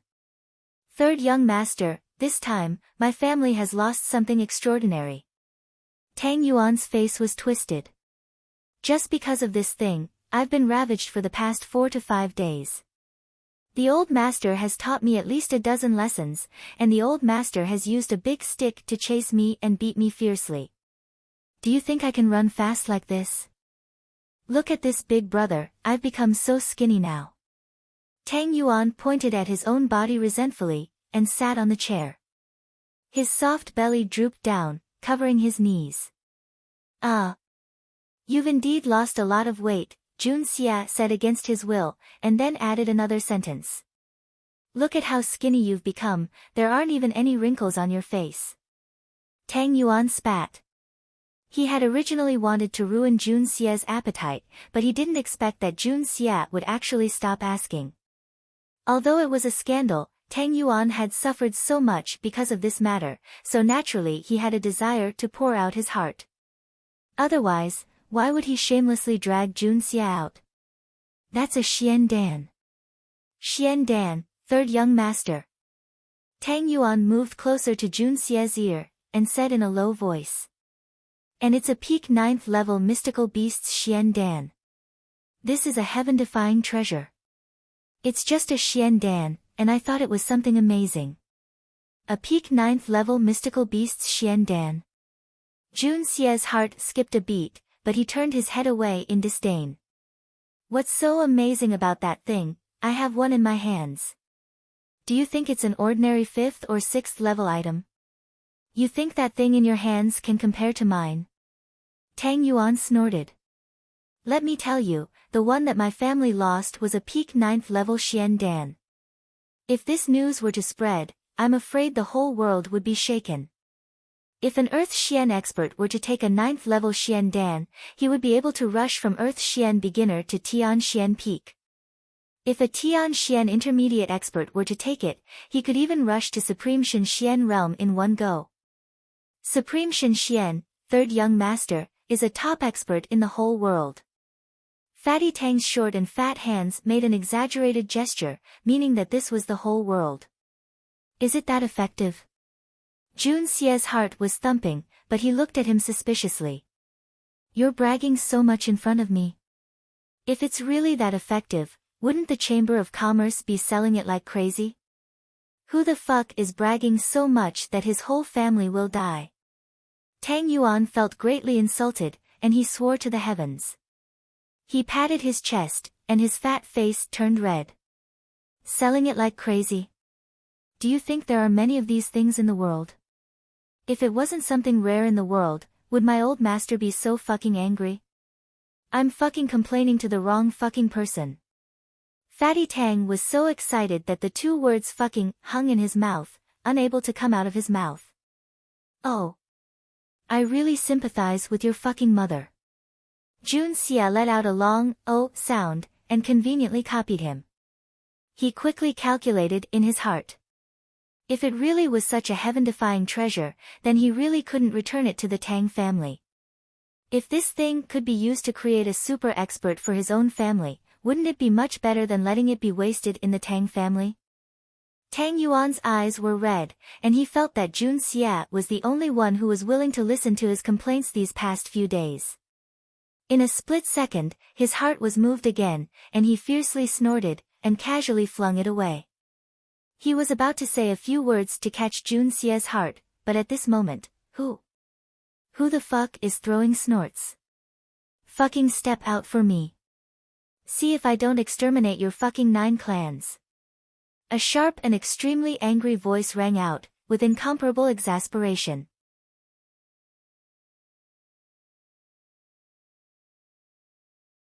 Chapter 47. Who the fuck is throwing snot? Come out and fucking show your face. See if I don't exterminate your entire family. A sharp voice filled with extreme anger resounded. With incomparable exasperation, Jun Xie turned his head to look, and saw a young man in a green silk robe standing at the top of the stairs, with a gorgeously dressed woman in his left arm. His face was full of anger at the moment, and his right cheek was stained with a large lump of yellow snot. This was the masterpiece of Tang Yuan's Fatty Tang. He was currently wiping it in a flurry. Tang Yuan's back was facing the stairs, and he casually flung his snot away, sticking close to the ground. Normally, snot would never stick to a person's body, let alone their face. Coincidentally, at the moment when Tang Yuan was flung out, the young man was kneading the woman in his arms with both hands while he walked up the stairs in high spirits as if there was no one else around. He had just popped his head out at the top of the stairs. Then, a lump of snot flew over, and if he hadn't turned his face in time, perhaps this lump of snot would have flown straight into his mouth. Jun Xie's eyes widened, and he was tongue-tied for a long time before he laughed out loud. While laughing, he shook his head and waved his hands in admiration. Fatty Tang, your aim is really good, I admire you. Tang Yuan was dumbfounded, and after a long time, he smiled bitterly. It's not that my aim is bad, but this guy's luck is too fucking heaven-defying. What he said was also true. Tang Yuan and Jun Xie were well acquainted with most of the famous young thugs in the Tianxiang city. Since this guy's face was filled with arrogance, he was certainly not someone who would be content with his lot. However, he was not acquainted with the both of them, which meant that he must be a nobody amongst the local debauches.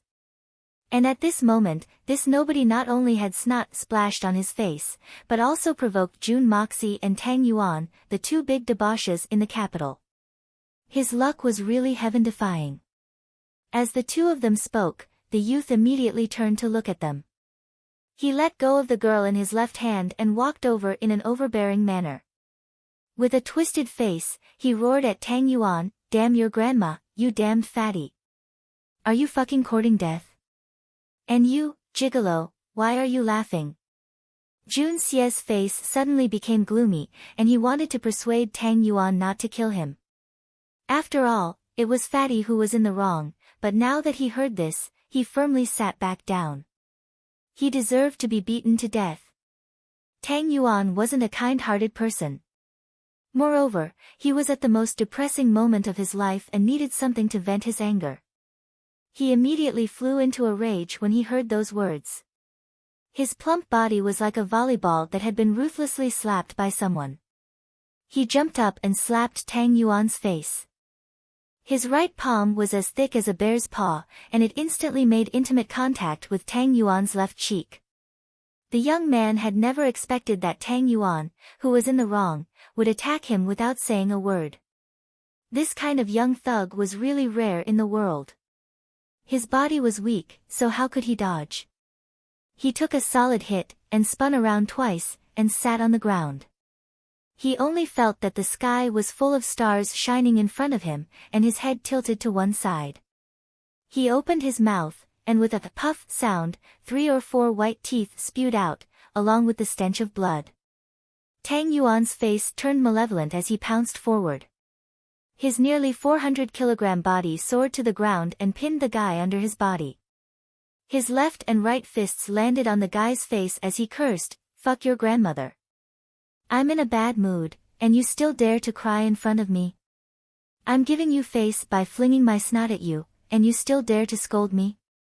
If I don't beat you to death today, I'll be sorry for that scolding you, you little bastard." Every word was spoken with a pause, and every word was a punch. There was a sense of rhythm, and suddenly, a high-pitched scream like that of a pig being slaughtered rang out.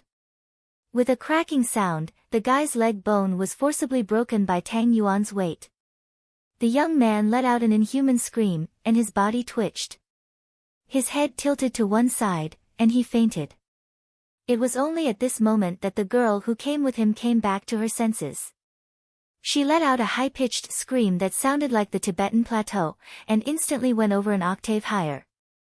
"Don't scream!" Tang Yuan roared fiercely, and his eyes were ferocious. The woman immediately stopped in shock. Then, she straightened her neck and screamed out in extreme fear. Then, she scrambled down the stairs.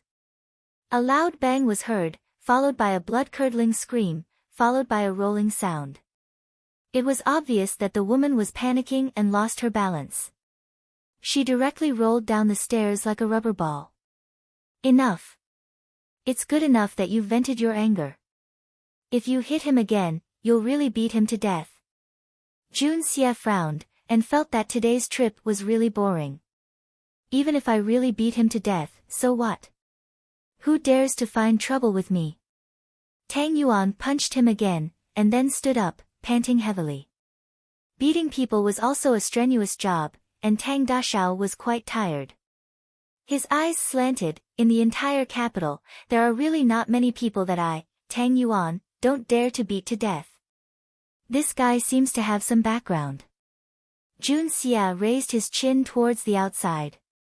The sound of hurried footsteps came from outside, and there were actually quite a number of people rushing over.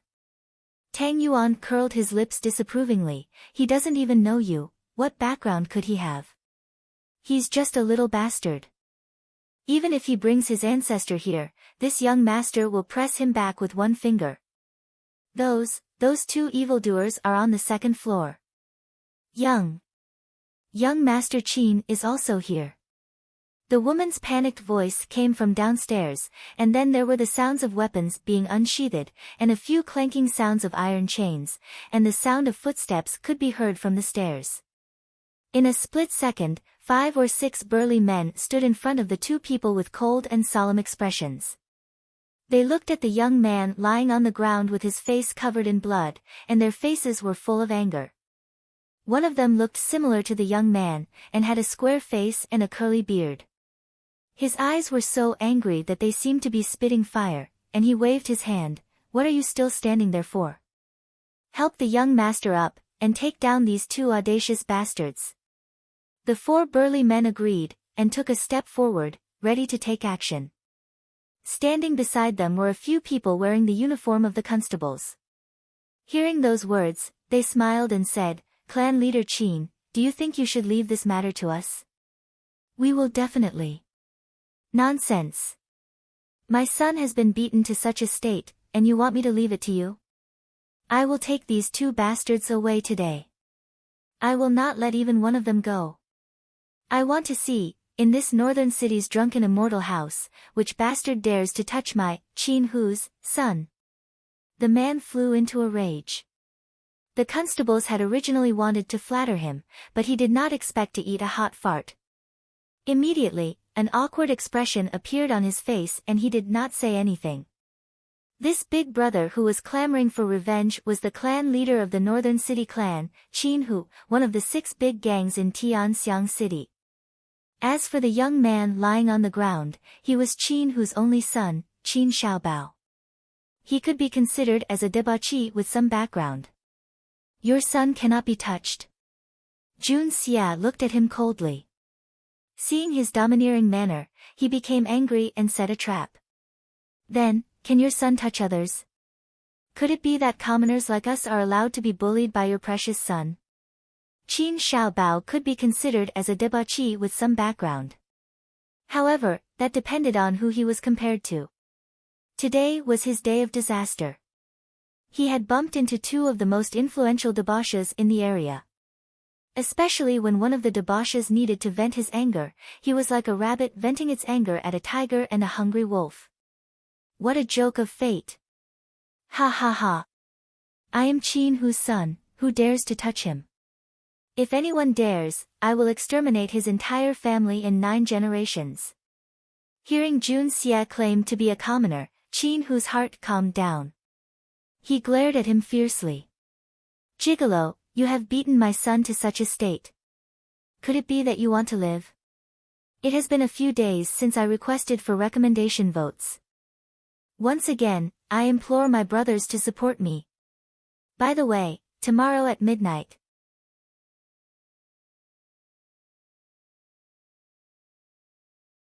Chapter 48. Tang Yuan flew into a rage. He was about to jump up and reveal his identity when Jun Xia extended his hand to stop him. There was no need for the 2 of them to personally deal with this matter. For the 2 of them, Lord Dashao, to personally deal with it was a disgrace. Originally, Tang Yuan was in the wrong in this matter. If not for Qin Xiaobao's harsh words, it would have been fine. However, after hearing Qin Hu's words, Jun Xia's murderous intent was ignited. When Jun Xia does things, he does not differentiate between good and evil. If he wants to, he does as he pleases. Based on Qin Hu's words alone, Jun Xia had already decided that he would not let Northern City clan off. With such a father and such a son, who knows how many evil deeds they have committed. This father is truly a bastard. Jun Xia took it for granted that killing is better than building a 7-storied pagoda, enforcing justice on behalf of the heavens. It was a great merit. The leader of the Tang family's bodyguards stood up. The 3 men behind him followed suit. The 4 men's bodies glowed with a silver light. The 4 silver Xian experts stepped forward with gloomy faces. Their eyes were as sharp as knives. Who does Qin Hu think he is? Qin Hu was surprised. He suddenly felt a powerful pressure pressing down on him. His mind raced and he forcefully gathered his Xian Qi. His entire body flashed with a golden light and he put away his previous arrogant attitude. He said in a cautious manner, "I am Qin Hu, the clan leader of Northern City clan. May I ask who you are?" Gold-leveled Xian Qi. As a clan leader, Qin Hu was not someone to be trifled with. Unfortunately, this gold-leveled expert's heart was beating like a drum. After witnessing the strength of the other party, this clan leader's ability to change his face became even more amazing. A silver-leveled Xian Qi was naturally nothing in his eyes. However, the problem was that these two men had 4 silver-leveled experts as bodyguards. What did this mean? What were the origins of these two men? Could it be that this time, his son had provoked someone he should not have provoked?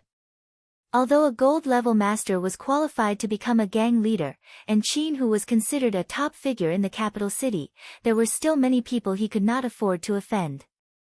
He recalled how his son had offended a very handsome young master some time ago.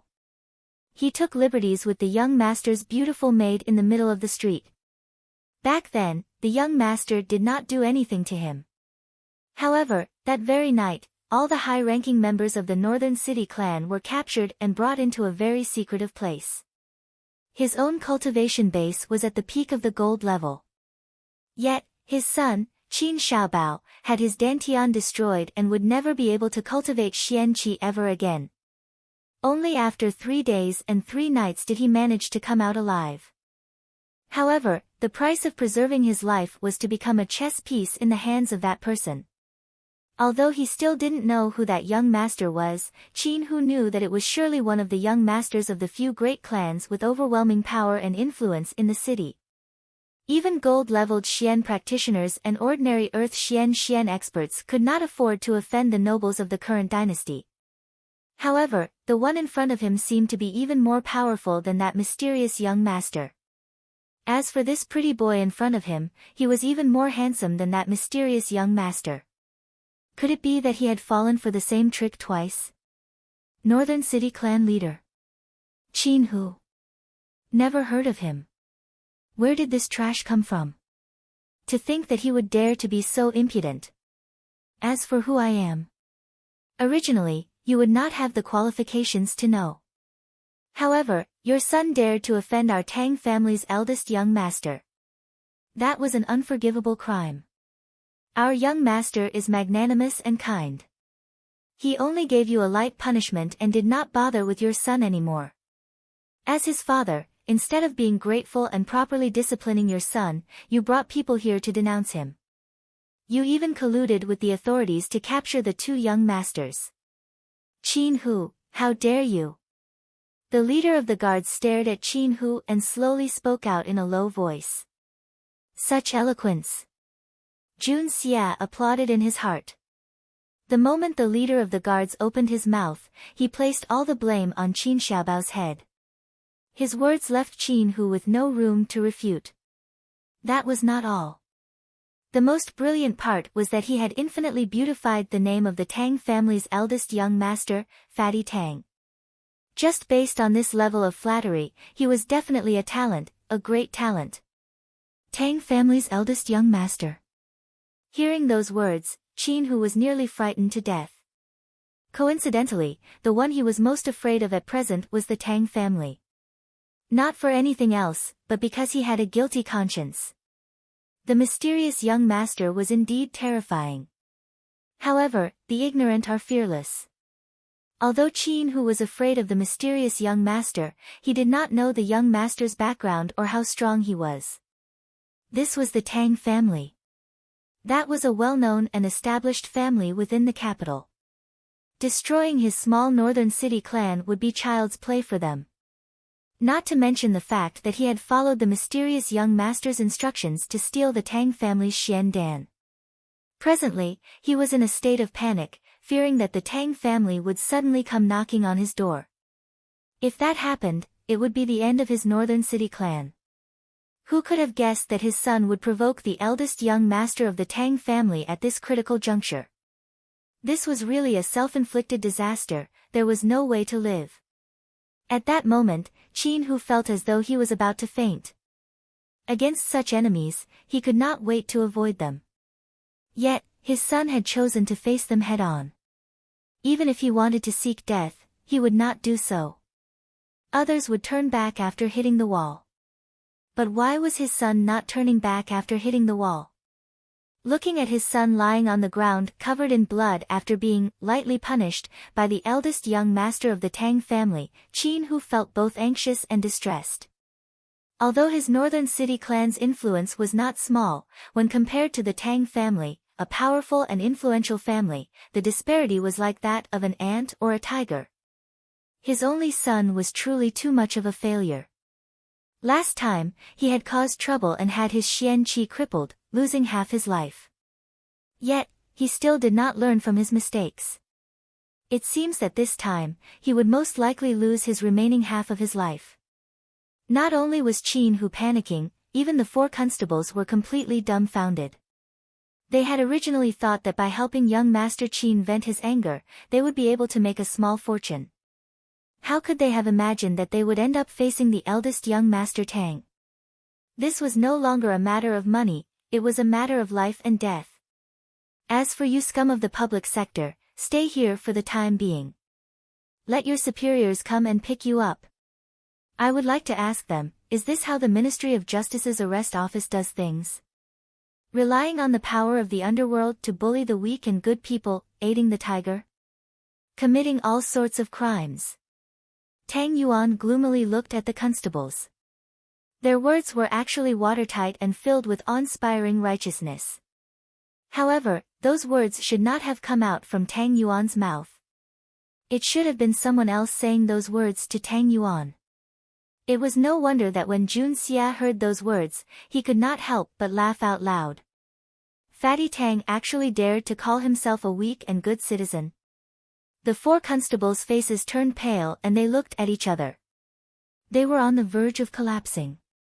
If Fatty were to shout out one more time, they would probably be scared to death. Tang Yuan's father-in-law, Sun Chenghe, was the assistant minister of the Ministry of Justice and was in charge of this area. The superior of these constables was Sun Chenghe's direct subordinate. If he were to come and see these 4 men helping Northern City Clan to deal with their superior's son-in-law, wouldn't he be infuriated? If that happened, these 4 fellows would truly be finished. These 4 fellows were truly unlucky. Naturally, they had heard of the name of the eldest young Master Tang. However, their qualifications were too low. They had only heard of the name of the eldest young Master Tang and had never seen him in person. Today, they had bumped into an iron plate.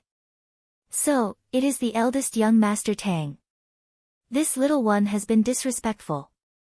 Qin Hu quickly changed his expression.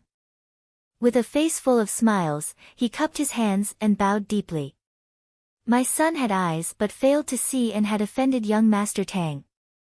I have to trouble eldest young Master Tang to discipline him on behalf of this little one. This little one thanks you very much. I hope that young master will be magnanimous and give us a lighter sentence. Tang Yuan raised his nose to the sky and gave a snort, ignoring him. He then turned to the 4 guards and said, For this kid to act so atrociously against me for no reason, there must be an inside story. I now suspect that this Northern City Clan is related to the robbery of my Tang family. Bring this kid back and interrogate him properly. The 4 guards replied in unison, but their faces showed signs of distress. They thought to themselves, the cause of this matter is you. Not only did you snot all over that fellow's face, you also beat him half to death. That fellow's father had already lowered his voice to you. Now, you still want to falsely accuse him of stealing? That is simply too much. Tang Yuan's words were just words of indignation. He was merely venting his anger. He was just randomly trying to accuse Qin Xiaobao. Qin Xiaobao had provoked him in such a manner. Not to mention, it happened at the worst moment in Tang Yuan's life. How could he just let it go?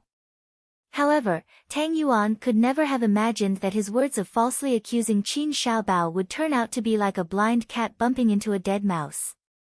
As luck would have it, a stick would hit the main character. Recommended book, I Am a Demon Immortal. If you are interested in reading Xianxia novels, you can check it out. You're tuning in to the Blissful Bookshelf YouTube channel. We're so grateful for your support and don't forget to subscribe to join us on this incredible journey through captivating stories. Your generosity through donations truly makes a world of difference, as it's the primary source of revenue that allows me to expand and enhance this channel for you. Thank you from the bottom of my heart for being a part of this adventure.